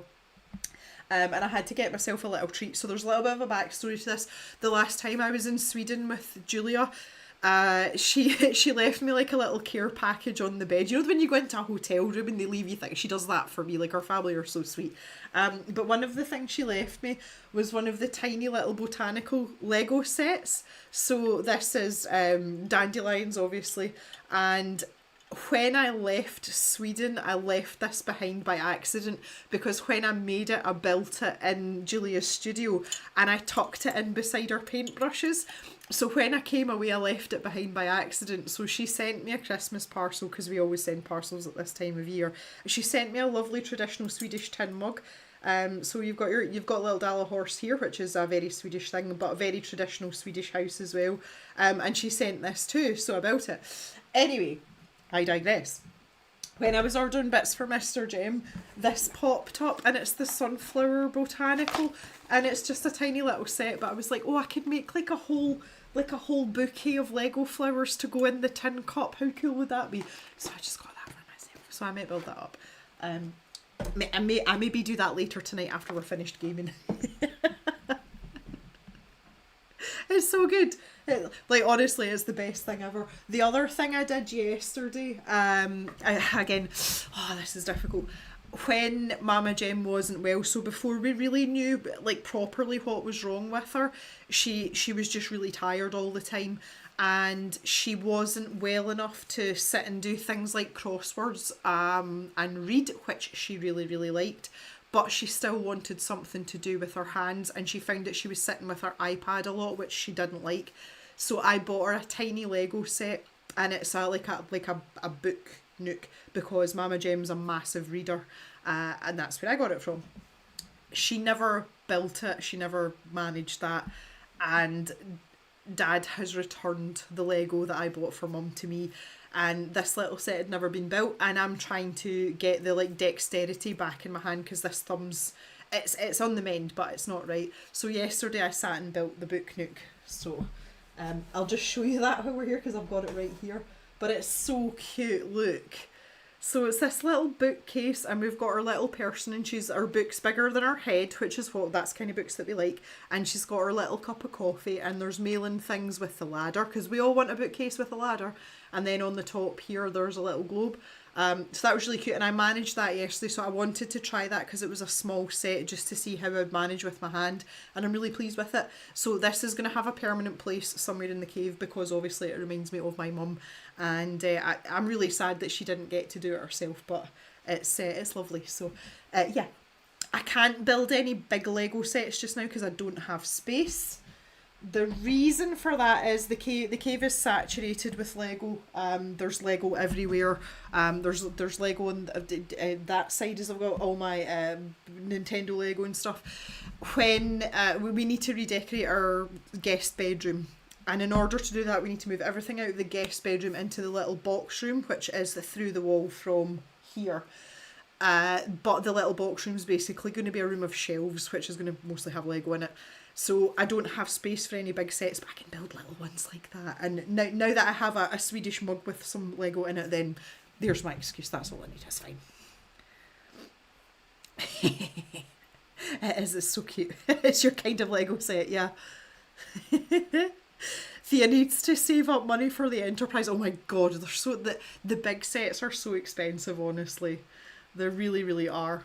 The book nook's lovely though, like it's one of my favourites. Like I have a thing for like I like to build the modular buildings, which is what these ones are up here. They're huge and they're really, really expensive. You're hundreds of pounds, so so it's really nice to have little sets like that you can go to, and it maybe only takes you like half an hour or something, but you get your Lego fix, which I need definitely. $400. Like, no. Right, let's get back to business. Let me give you a jockey cam. There we go. Look, I'll give you a bite. Look, he's just chilling there. His eyes are shut. The little white bit that you can see in his eyes are his grey eyelashes. That's not, his eyes aren't open. That's his little grey eyelashes. Bless him. He's such a good boy. We're very much starting to slow down. I'm just going to give you my face for one more second. It's a serious conversation. We're really starting to slow down now, and we're going to have to take him to the vets in the new year. His jock is intact. He has never been neutered, and his spuds, he has one very big one which is very hard, and his other one is shrinking and is going to practically nothing, so we think that there's something going on there. There's no point in trying to make an appointment just now, and he's fine in himself. He doesn't seem to be unwell in any way, shape or form, and he will let you touch them. I need to stop talking about this because YouTube aren't going to like it. So we're going to take him to the vets in January. So, but apart from that, he's absolutely fine. But today we went out for a WALK, and it was a longer WALK this morning, and he meandered and stopped in the same place for ages, which is absolutely fine. when you have an older dog, you have to let them take their time and stop and sniff. But when I called him repeatedly, and I knew he'd heard me, and he just ignored me, like he just wasn't interested. That poses a problem because my dogs are off lead most of the time, and the reason that they're off lead is because they're collies. Jock is a trained working dog, but I have control over them. So if I'm at a point where they're off lead and I don't have control over them and their recall isn't good, I'm gonna have to start putting them on a lead. Very out of character for Jock. He's very, very obedient. And it was clearly a choice. It wasn't, oh, I didn't hear you, because I saw his ears, you know. And he's like, nah, I'm going to do it my way. Which, again, for those of you that have had elderly dogs, they get to a point where they know, but they think that they know better. And I just can't have that. So we've turned a corner. We're definitely on the last leg now, which is fine. It's okay. But it's just, you know, like you get to a point, you're like, oh, here we go. So anyway, we'll see what happens in the vet visit. We're going to book him in right after the Christmas break and see what's happening. I do think, though, in all honesty, knowing what I know about animals and anatomy and things, I think the vet's just going to recommend to have him neutered, and that would probably be the best option because it's quite unobtrusive for male dogs, because obviously it's outside of the body. The wound is minimal. It's a quick surgery, so they may do that. He's already had blood tests recently, and there was nothing in his blood tests that would show something like cancer, for example. So they may just recommend the spuds come off. If that's the case, we will do it. He's fit enough to cope with that. But we just, you know, we have to. It's not something you can leave. That would be neglectful. So a wee bit concerned, but not overly concerned. Anywho's, enough of that. Let's get back to our strangely shaped horse. To be fair, he's so much older than you, and of course he thinks he knows better. Well, see, Woo, or Jack Russell, she did exactly the same thing, and we knew that she'd heard us, but she was just like taking the Michael. So anyway, we'll see how we go with Jock. He's fine, really. But as you can see, he's quite peaceful, he's quite happy, he's not in any sort of distress, but it's something that is going to have to be addressed. Right, we're on to step 5 now, which is hot, hot, hot. Still keeping things loose, I move to hotter colours, wondering where would the light hit? One of my favourite questions. Which bits are nearer? Which bits do I want to stand out? I like the jarring contrast of colours to create more of that movement that I'm after. So this is like a reddy orangey colour. Again, it's the Derwent Lightfast pencils that she's been using. So Amber and Scarlet are the two that are listed there. So I'm just going to go for, I was thinking maybe like a cadmium or maybe vermilion type colour. That might do. I'm still not happy about this, but never mind, it's okay. Keep telling myself it's the first time. I've got sanguine, that might work.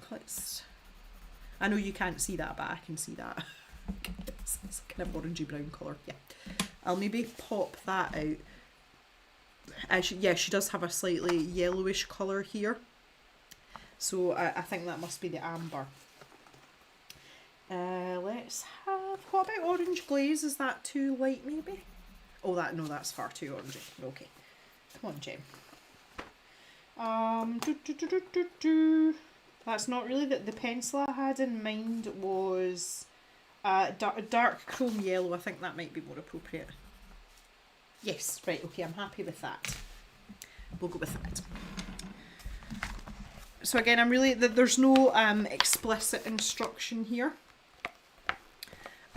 So she's just using the darker pencil here, so I'm just gonna again work my way from head to tail and then well right to left, and we'll go with that. So we've put in a floof here. Oh, we need to sharpen, hang on.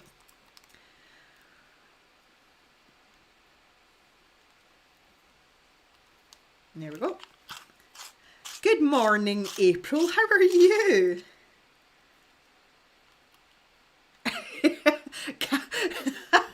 Cal says that April's name is the first name that the iPad hasn't corrected. Oh, that's funny. Right, okay, so we've got a bit of hair floof in here. So, again, that's an area where I would take liberties specifically. I would probably get a bit outrageous with that, given half a chance. So we've got that little line we were talking about there. And then we've got this part down the forehead to the brow, and this area under the eye. So this is starting to give us the contours of the nose. Just put a little bit in there too. And then we've got up here. Yeah, I'm still really struggling with this with my hand. Like, this is hard. And we've got a little bit down the back here. And this line here. Blah, blah, blah, blah. And we've got a wee bit of cross hatching in here too. Like, oh yeah.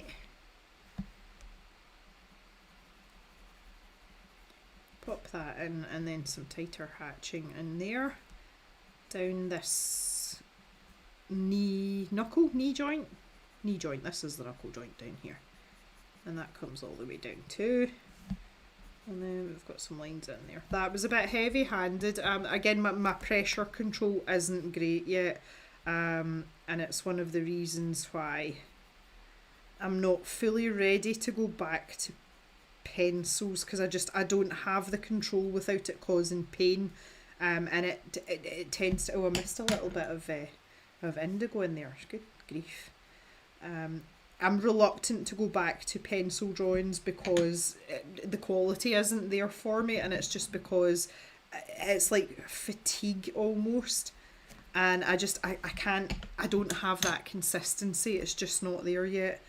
I'm really glad I don't have any commissions or anything to do, because I would be failing my clients. Not that I do many commissions now, to be fair, but if I had anything to do, it wouldn't be great right now.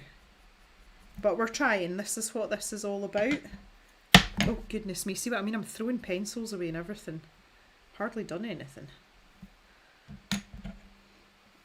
Right, so we've got this line. I feel like I didn't bring this far enough up. There's a few lines there as well. Again, I just need to keep telling myself, and this is one of my failures as an artist. I am very meticulous, I'm very detail focused, and a lot of the time it bogs me down, like it's actually to my detriment. Instead of focusing on learning the basics, which is what I'm trying to do today, because I have never drawn a horse like this in my life. And I just slow down and go easy, and the phrase I would use is calm your knickers. There's some sort of line there as well. I don't know how I missed that earlier, but that comes down to like here, and then we've got some here, and then we've got and then we're blah blah blah blah blah. That comes all the way across there, and some up there too. A little bit there, but not much. And then she's got some fluffy, so you can see that I've pressed far too hard. That was completely unintentional.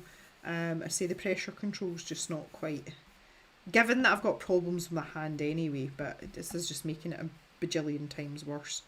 There's some sort of line there as well. Let's pop that in.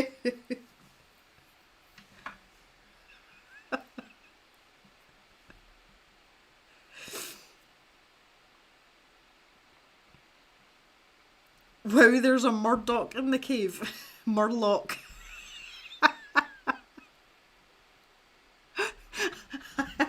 Hi Martin, welcome.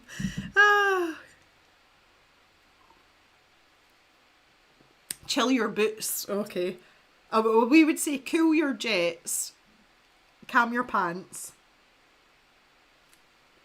Patty's still with us in the listening sense. Good. Thea can mostly only see the details and not the full images. Very annoying. Chill your tits. I love it. There's always the entirely appropriate. There you go, Jan's being appropriate for a change. Hold your horses. Yeah, no, that's far too sedate for what we like to do. Goodness me. Right, so moving down to the details, Thea's favourite part. For the head, I wanted to use delicate lines, softer for the belly, sharper for the hoofs. almost like a contour line describing the shape and where it is going, even in the bits that you can't see. Manes and tails require lovely long flowing lines. Well, we can do that, but then it won't necessarily be accurate. So from what I can see here, this is where she's added in the lighter colour. I don't know how well you can see that, but there's a lot of mane and hairy type stuff going on, and she's basically using this as like the highlight. So this has been like the mid-tones. So again, let's just, I should really sharpen this first. I'm so keen to get on, but I need to sharpen. Slow your roll. You'll catch the replay. Well, you don't have to, Patty, but if it's something that if you actually want to see the artwork, then, well, yeah, okay, of course you can. But let's pop that in. There was a sneaky little, down there. Missed that. Oh my. And then we're carrying on down here, but there's quite a lot of expressive lines. It's not all hatching. She's put a little bit in here. And round this, this muzzle area is still a mystery to me. I realise that this is the mouth, it's not a nostril, which makes much more sense. Hopefully I can rectify that at another stage. Oh. Let's put a little bit around the eye there as well. The thing about this is I'm not actually that interested in the details. I was more interested in getting the shape and learning about the proportions. As I say, horses aren't something that I would necessarily be drawing very often, but here we are. So we've got a few lines. These are really acting like contour line. Like, see down here, this is quite sharp. And she's really emphasizing. Oh, that went horribly wrong. Pretend that one isn't there. But she's really got quite a defined line right there. And this back leg as well. There's hatching down here. I missed that back leg earlier as well. See, this is what I was saying. I was concentrating. I was like really fixated on certain areas. And that hoof line's quite defined as well. Let's just put that back in. She's brought a lot of this down here. I feel like this is the kind of, like, if this was a finished drawing, I feel like these contour lines that I'm putting in with pencil, they wouldn't, the coloured pencil, I mean, they wouldn't matter as much because it's more about the form and the shape. Obviously there's a purpose to it, but I'm not that bothered, honestly. Okay. I feel like this should be further back as well. Like this, I feel like maybe that should have been a bit more there. It is looking horse shaped though, which I wasn't sure I was going to be able to get to that point. So yeah, you know, I went in too heavy with this shade in here as well.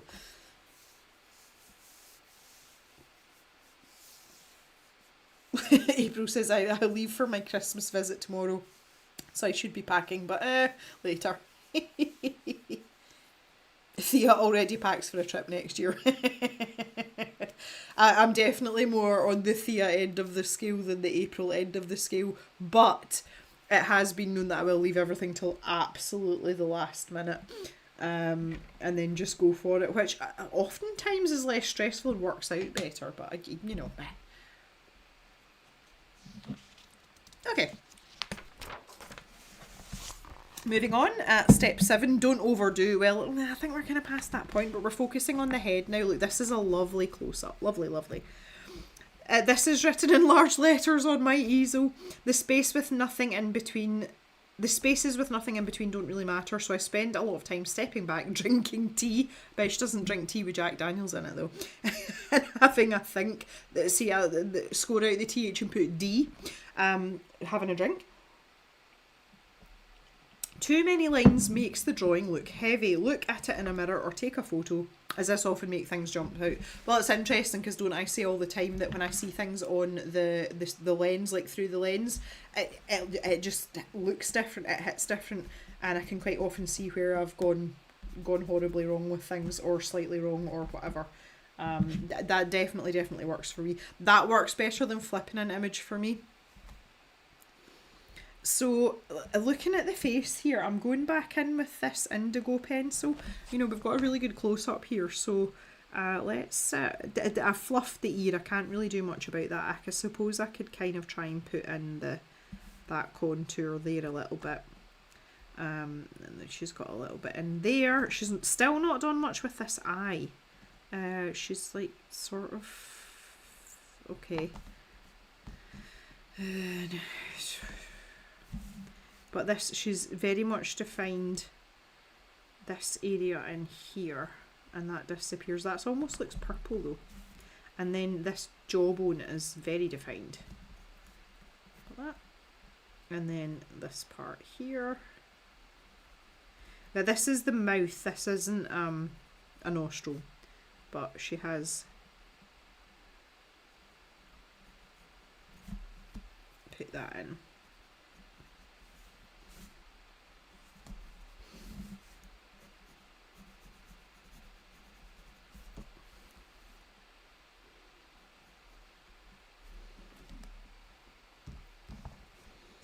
Ears, eyes, ears and nose. These I build up in circles for the eyeball. Oh, for the eyeball and socket, I apply a right angle for the lid, depending on the horse's expression, and a diagonal line for the inside to outside. Well, that's interesting. Okay, so basically she's gone like this. And then brought that down there. That's quite a severe line as well. Goodness me. I would never have thought to do that. And then this comes to here. And then she's brought that round. So this is quite shaded in here as well. And we've got a sort of... She's brought in a lot of lines here actually. And that's kind of going down there. And it looks like she's used a brown pencil. I'm just going to stick with this sanguine pencil because it's handy. Let's pop that in here. This is my favourite part. You know, I draw animals a lot. My favourite part is always the eye, because that's what brings it to life and makes it look right.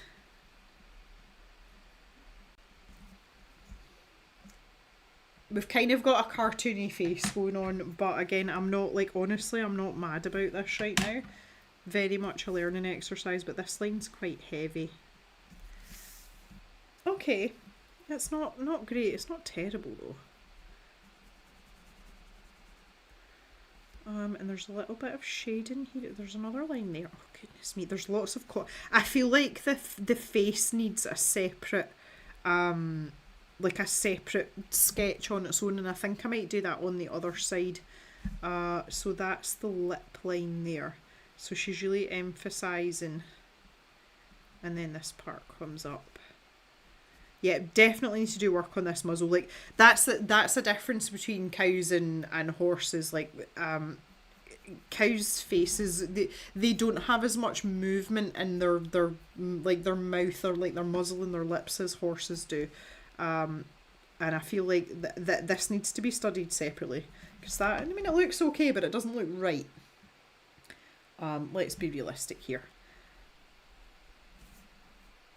And then she's really emphasised that brow bone as well. Let's just pop that in there. Oh, I feel like that looks okay though. And then she's got this little line here. This is all very interesting. What an experience today. Let's just pop a little bit more. We've got a ginger fringed horse.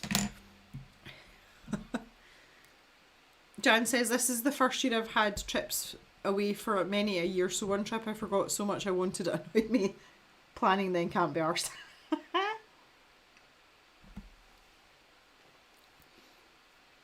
I may have missed it, but are we drawing a horse because 20? No, that is purely coincidental, but that's a great excuse. I love it, April. Thank you. I feel like this needs to come round more as well. No, I just need to learn how to draw horses. Nah, we're keeping up with Julia Kay pretty much. After this is over, I'm going to send her this, and she's Swedish. She will give me her honest opinion. I might not want it, but she'll give it to me anyway. It's what I need in my life, though. She's great for that. Okay, so moving on. Now that we've kind of I feel like this is enough for me. Like I think. Oh no, we've got a few. Look, we've got a few hairs coming down here. Oh, this is fun. See that this is more what I'm about. Like let's do the fun parts. Like all the swooshy lines that don't really matter. That's much more important. Anywho's, like, so I'm just going to move around the rest of the body, and she's almost like outlined a little bit. I'm just going to stick with this indigo pencil, and maybe try not to be too heavy, but as I say, I'm kind of struggling with this a little bit just now, honestly. But she's almost like outlined everything, which I'm kind of reluctant to do, honestly. I kind of like this like really loose, because I mean that's a sketch. But she's wanting to define at least the outline. I'll totally fluff that as well. That's what I'm saying. I'm not there yet. I'm not there yet, but I'm trying. Because one of the things that makes a horse drawing nice is the fact that they are quite angular. Like, they have quite a lot of impressive and interesting lines, especially when it comes to their legs. So I can understand why that's something that she would want to highlight in this style of drawing. Like, I get it. When you're at this very early learning stage like me, I'm not sure that is the best idea, because I'm not 100% confident in these lines and what I'm doing. But we're just to follow the tutorial. Right, if we come back up here, so the outside of his ears completely disappeared, so let's pop that back in. Impressed that we don't look like we've got rabbit ears. That was a genuine, like, legitimate concern. So he's gonna end up looking like a weird rabbit. At least it doesn't look like a cow, because that was also quite real as well. Yeah. Get a little sharpening again. Let me just get this bag and but we're fully on a number 5 here. Oh, I think the top of the leg on the other side is off, and just a bit thin at the top. Front leg, Jan. Like here? Is that what you're talking about?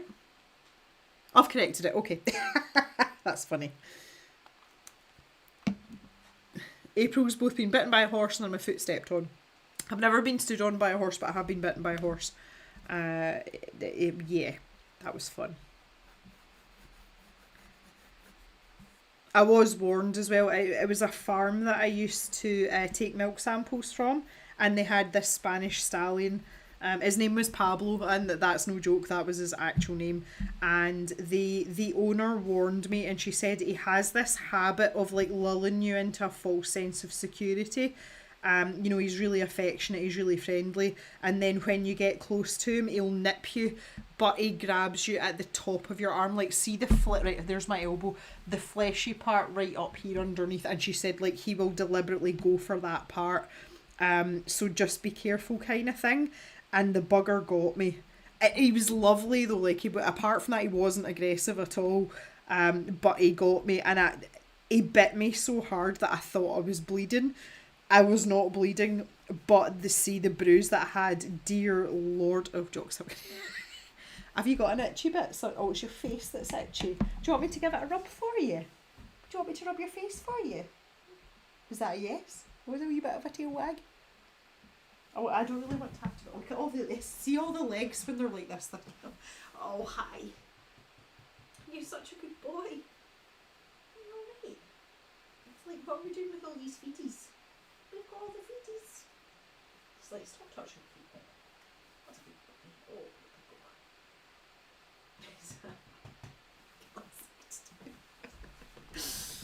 Oh, we're coming for pets, right? Hang on. So that's it. Stop.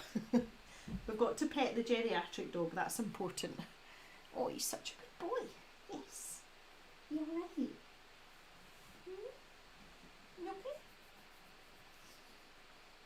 No. You're the best boy. Yes, you're the best boy. It's like, what did you stop for? Like, don't go back over there. Oh, like the tiniest of little tail wags as well.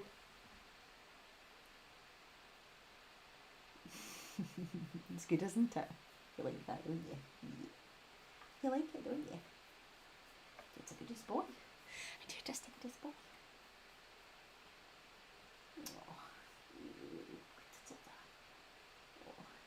like an eye snot and everything. Ew. That's a good boy. Oh. That's funny.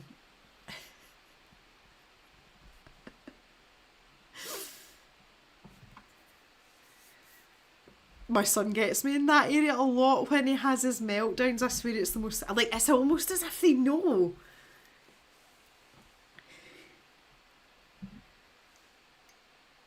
Thea had 2 riding lessons when I was a child. Oh my god, one of the best things I ever did. Well, that's the thing. Like, I've done a little bit of work with horses, not to ride them. I had to do like an equine unit as part of my degree. And when I was a farm labourer, the farm next door, they had horses, and more to the point, they owned race horses. So I spent a couple of weeks there, like just a couple of days a week, going back and forth. So I know how to tie knots for things, and I know how to like groom a horse and stuff. I just, like, I don't know, like, they're almost a little bit too clever.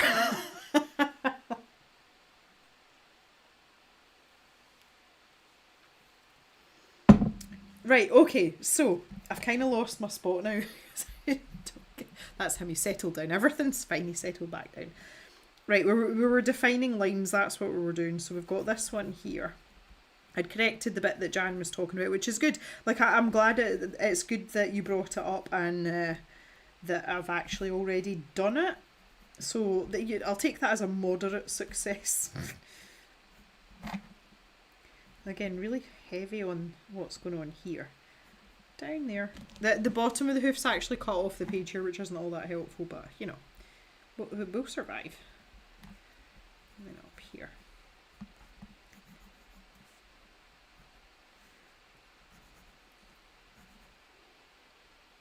He's just going back to sleep. He's just like, yeah, I'm done. We're sleeping. And that comes up almost to like there. So that's accentuating the bum hole area. But again, we've got lots of... See, this is the part where my hand's just not... Yeah. I feel like we need more movement in the tail. Again, that's something I would spend a lot of time on in a finished drawing, but maybe not so much here. Right, let's get this hump sorted out. This has been bothering me the whole way along. I feel like I've messed that up quite badly. Right, we've got a couple of lines, like this one kind of shushes up here a little bit. We've got that one in there. Okay, there's nothing in the middle. Alright, okay. It does look like a horse, sort of. I feel like that's really angular. Like that. This is too angular. I can't really do much about it now though.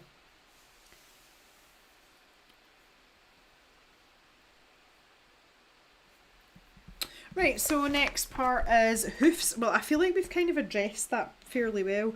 Think about it like this. The front hoofs are shaped like apples. The hind like pears. Well, that's interesting. I don't know if that makes sense. I construct them using circles, parallel lines and the negative shapes. Well, to me that doesn't look apple shaped at all, but it's the angle. This also doesn't look pear shaped. This is not making sense to me, but I think she means like if they were all at the same angle.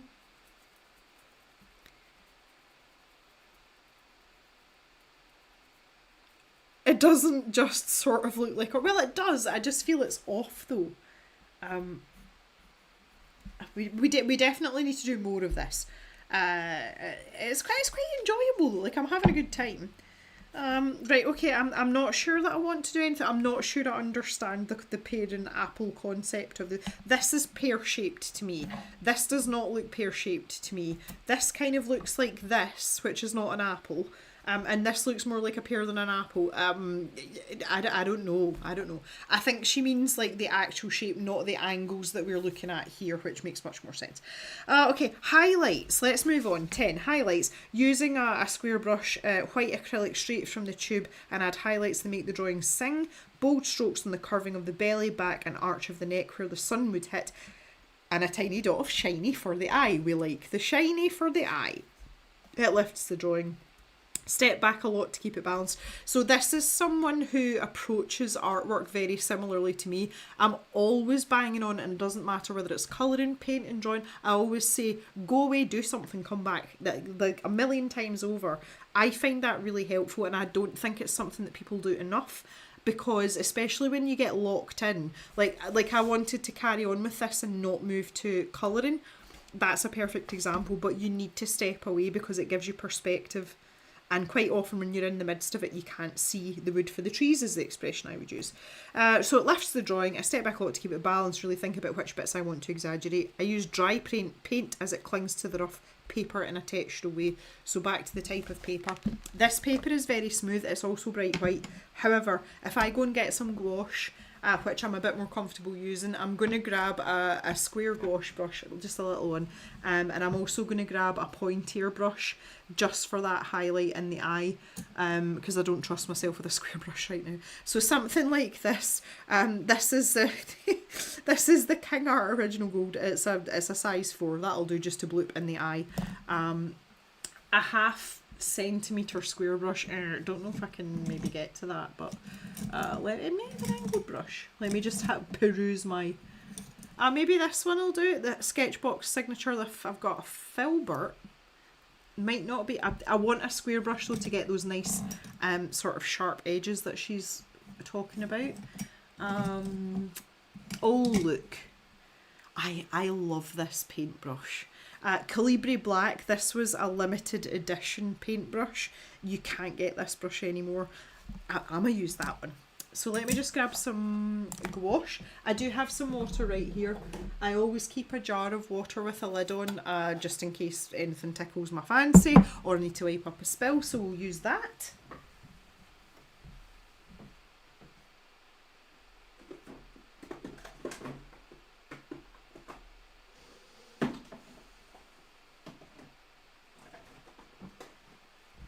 My go-to for white gouache at the moment is this Talon's white. It's multi-purpose. It's great. It's all good.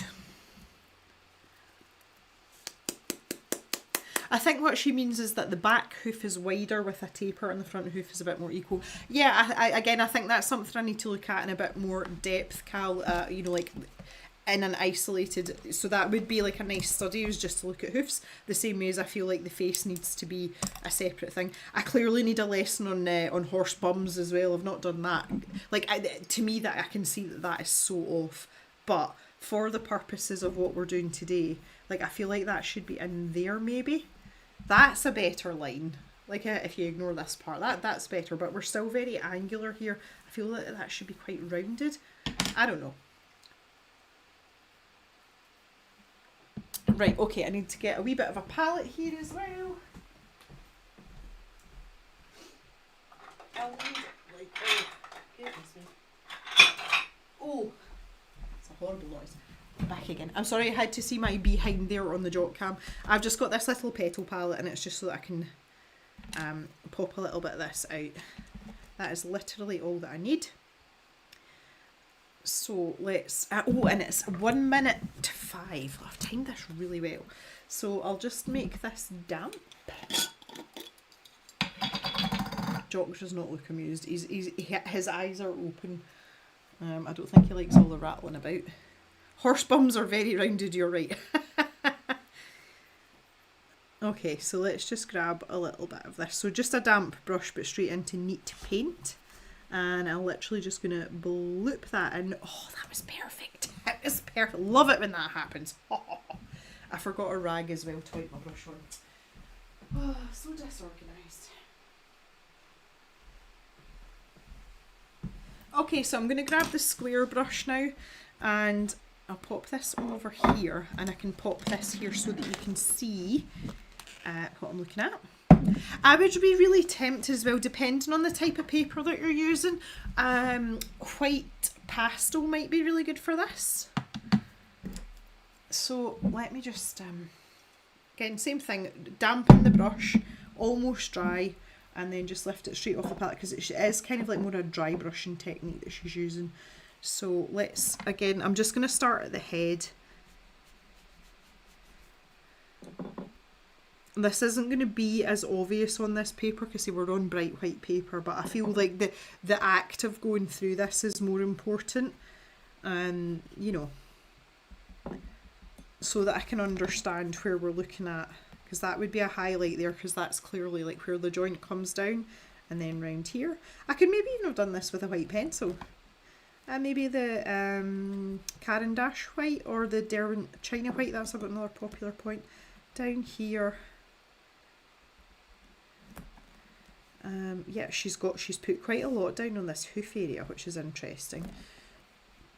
Again, these joints. I'm not sure that the light would hit that. You know, that seems quite inconsistent that she's got white here, but it's in the midpoint of the hoof. I know she's trying to create that curvature, you know, so that you can see that it's rounded. I don't know how I feel about that. I think the main part is the belly here, because that's what's going to give you that shape. I think you've got a lot of room with manoeuvre, especially if you're using off-white paper. Like, you could play with this a lot. But see this part here, I feel like that would be highlighted, because that is a very prominent and muscular area, and even I know that, and I don't ride horses or anything.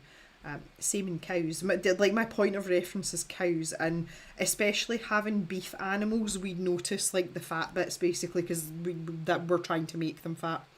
And I noticed from looking in the camera as well, this is too flat. That should have been much more rounded. Maybe this line here. But again, like, no, for next time.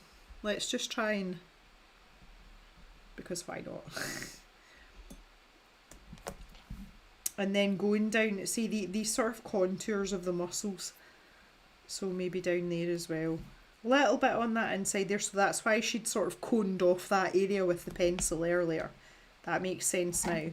And these highlights, I think as well, you could work really well with the hoof highlights. Like, you could really work that to your advantage if you were wanting a strong light source. And there's lots of white in the tail as well. Let's just go for it. It's mixing in with the colour pencil a little bit, but again, that's not necessarily a bad thing. Yeah, woo! There we go. That little bit on the hawk there. Okay, do you know what? Okay. I think that in itself, I had full intentions of rattling through this magazine tutorial, and then moving on to the book and using that for really, like, technical steps. Going through this process in itself has been enlightening. I've learned a lot already, especially about horse bums. This is great, and this is what I was saying earlier, like, these magazines, even if it's something that wouldn't necessarily tickle your fancy straight off the bat, by going through some of these tutorials, you're not going to lose anything apart from a little bit of time, but you're probably going to learn something from them. And this would not be the type of thing that I would normally plump for, as it were. You know me, I like landscapes and but I hope that this has maybe helped as well. Like, maybe you guys have learned a little bit. I do feel a lot of the time when we do the streams, it's just like, oh, let's just go with the flow, and we'll do a bit of this, a bit of that. I hope that this is a bit more constructive, especially in the absence of actual videos, which I am now working on. There will be videos from the new year. But let's just take this magazine as an example. And as I say, I'm not sponsored or anything. I just really enjoy having these, even if it's just passively to read. But there is something for everyone. So if we go back a step, this gentleman here, Alvaro Castagne, he has done a watercolour series over a couple of these magazines, but he's focusing on a specific part of watercolour painting in each one and taking it through you step by step. So we're talking about edges here. So he has there's always the reference photo, and again, materials and things. And he shows you what he's trying to achieve, how he's achieving it. And even if you're not into painting stuff like this, there's aspects of it that might help you to progress in your watercolour painting. And there's a lot of that. I mean, look at this. I mean, this is just, it's so much fun. An architectural watercolour, but someone stuck dirty great big flowers on it just because you can, because you're an artist, that's what you can do. And that there are more traditional and serious. I mean, look at that. This is beautiful. So this is colour pencil and colour pencil and watercolour as well. There is something for everyone. The front part of these magazines is like an artist spotlight, and again, very different art styles. Look at this. But you do have more traditional stuff as well, like just really inspirational, not necessarily looking for something in particular. And this is why I love them. As I say, I sit and read through these at breakfast. That's basically what I do. So would highly recommend it. The cover price does seem a lot. It's £6 for a magazine, but it's only once a month.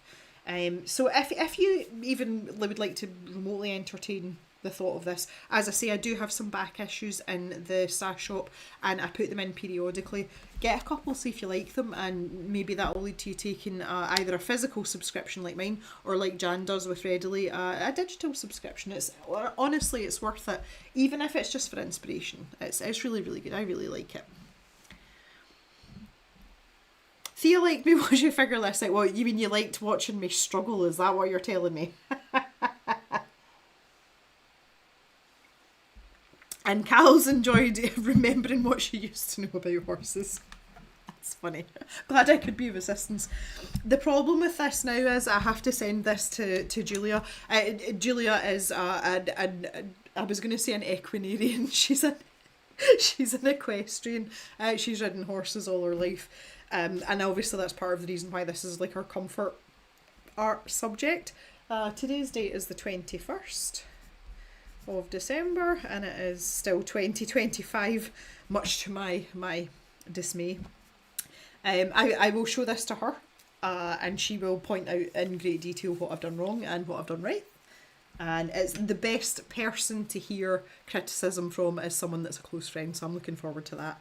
I think I might take up this page with the head studies and things that we're talking about. I think that would be a good exercise for me for tomorrow. Papa Gemma's coming tomorrow though, and we're going into like full blown Christmas chaos tomorrow. So I'll see where I can get with that. But I think if I do manage a couple of little doodles based on what we've talked about tonight, I'll probably post them on Instagram as well. Let us know what Julia says. Yes, I absolutely will. Good or bad, I'll get there. I would just like you to look at Jock now. He's just absolutely out cold. Like, not a care in the world. He's so happy. His skin's looking really good. Obviously, you can see his underside that's exposed. His tummy area, that used to be the same colour as the rest of him, but over the years with his allergies, he's scratched, and that's basically all like scar tissue now, but you can see that his hair's grown back over his belly area, which is great. Like, that's a really, really good thing. I do need to cut his toe hair, see on his back feet here. This causes problems. We've got some tiled floors, and if you have that hair underneath, it stops you gaining traction on an already slippery surface, and with him being an older dog, that can cause problems because he could pop a hip out or hurt himself. I tend to wait until he's in that position, and then I just sneak in with the scissors and chop it off. Again, never had to cut toe hair in an elderly dog, but here we are. So good. Oh. Okay guys, I think we'll call it there. Oh, thank you, Thea. I wouldn't say fantastic. It does look like a horse. It's maybe slightly off, but I would say for a first shot, I'm relatively happy with that. I feel like we need more ginger in the tail. My gouache is more or less dry. It's very warm in here, so I'll just pop some pencil. Let's give him like a luscious tail. A luscious tail. I feel like we, unless he's been braiding, his mane's been braided, I feel like I want hairy and fat horses. I don't know what that says about me as a person, but let's just add in a little bit more there, because why not? Yeah, there we go. Most important of all, thanks for the JD with the black tea hint, delicious. Oh, thank you very much, I appreciate that. Yeah, we're finishing up, Jock, it's okay. He totally heard that. Just a little minute, son. Yeah. No, I've had such a good time. So I want to thank you very much. Just a reminder that we are going ahead with a stream on the 24th, so that is Christmas Eve, and I hope that you will be able to join me at least for a little while. That's already scheduled, so if you want to set a reminder, you can do. I also need the people that are here to say a little prayer for me.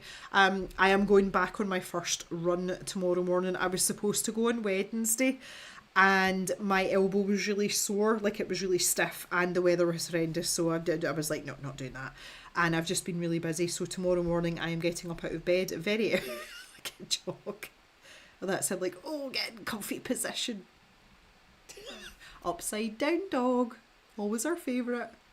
Yeah, so fingers crossed for me tomorrow. I'm going to be going very slow. Like, it's going to be more like a baby jog. It's not really going to be a run, but we'll try that anyway, see how we get on. And I will see you back in the cave here on Wednesday for our Christmas Eve stream. We will be having a little bit of fun. I'm going to have like tiny giveaways, and we're going to have a bit of fun. It's not just going to be arting. So I hope that some of you are able to join me. I know a lot of you won't be, and I totally understand that, but I thought I was going to go ahead with it anyway. So if I don't see you all, have a lovely festive period, and hopefully you can join in one of the streams after that. Again, I will be streaming after the 24th on the 31st, which is Hogmanay here in Scotland, so New Year's Eve for the rest of you. And we will have some festivities then also, and I will give you a preview of what is coming for 2026. Thea did actually rearrange our schedule for the 24th, so in the UK and Scotland, we celebrate Christmas on the 25th. That is Christmas Day for us. In continental Europe or mainland Europe, a lot of countries celebrate on the 24th. So the fact that Thea's done that is just ridiculous, outrageous, and very humbling. So thank you again, Thea, but you didn't have to do that. And you can tell your mum off for me too. Yes, okay, pink udder hands for everyone. Thank you all very, very, very much. You don't have to say sorry, Jan, that's fine. Anyway, I just hope you all had a good time, and I'll see you back in the cave on Wednesday for some more arting. So enjoy the rest of your day, guys, and bye-bye for now.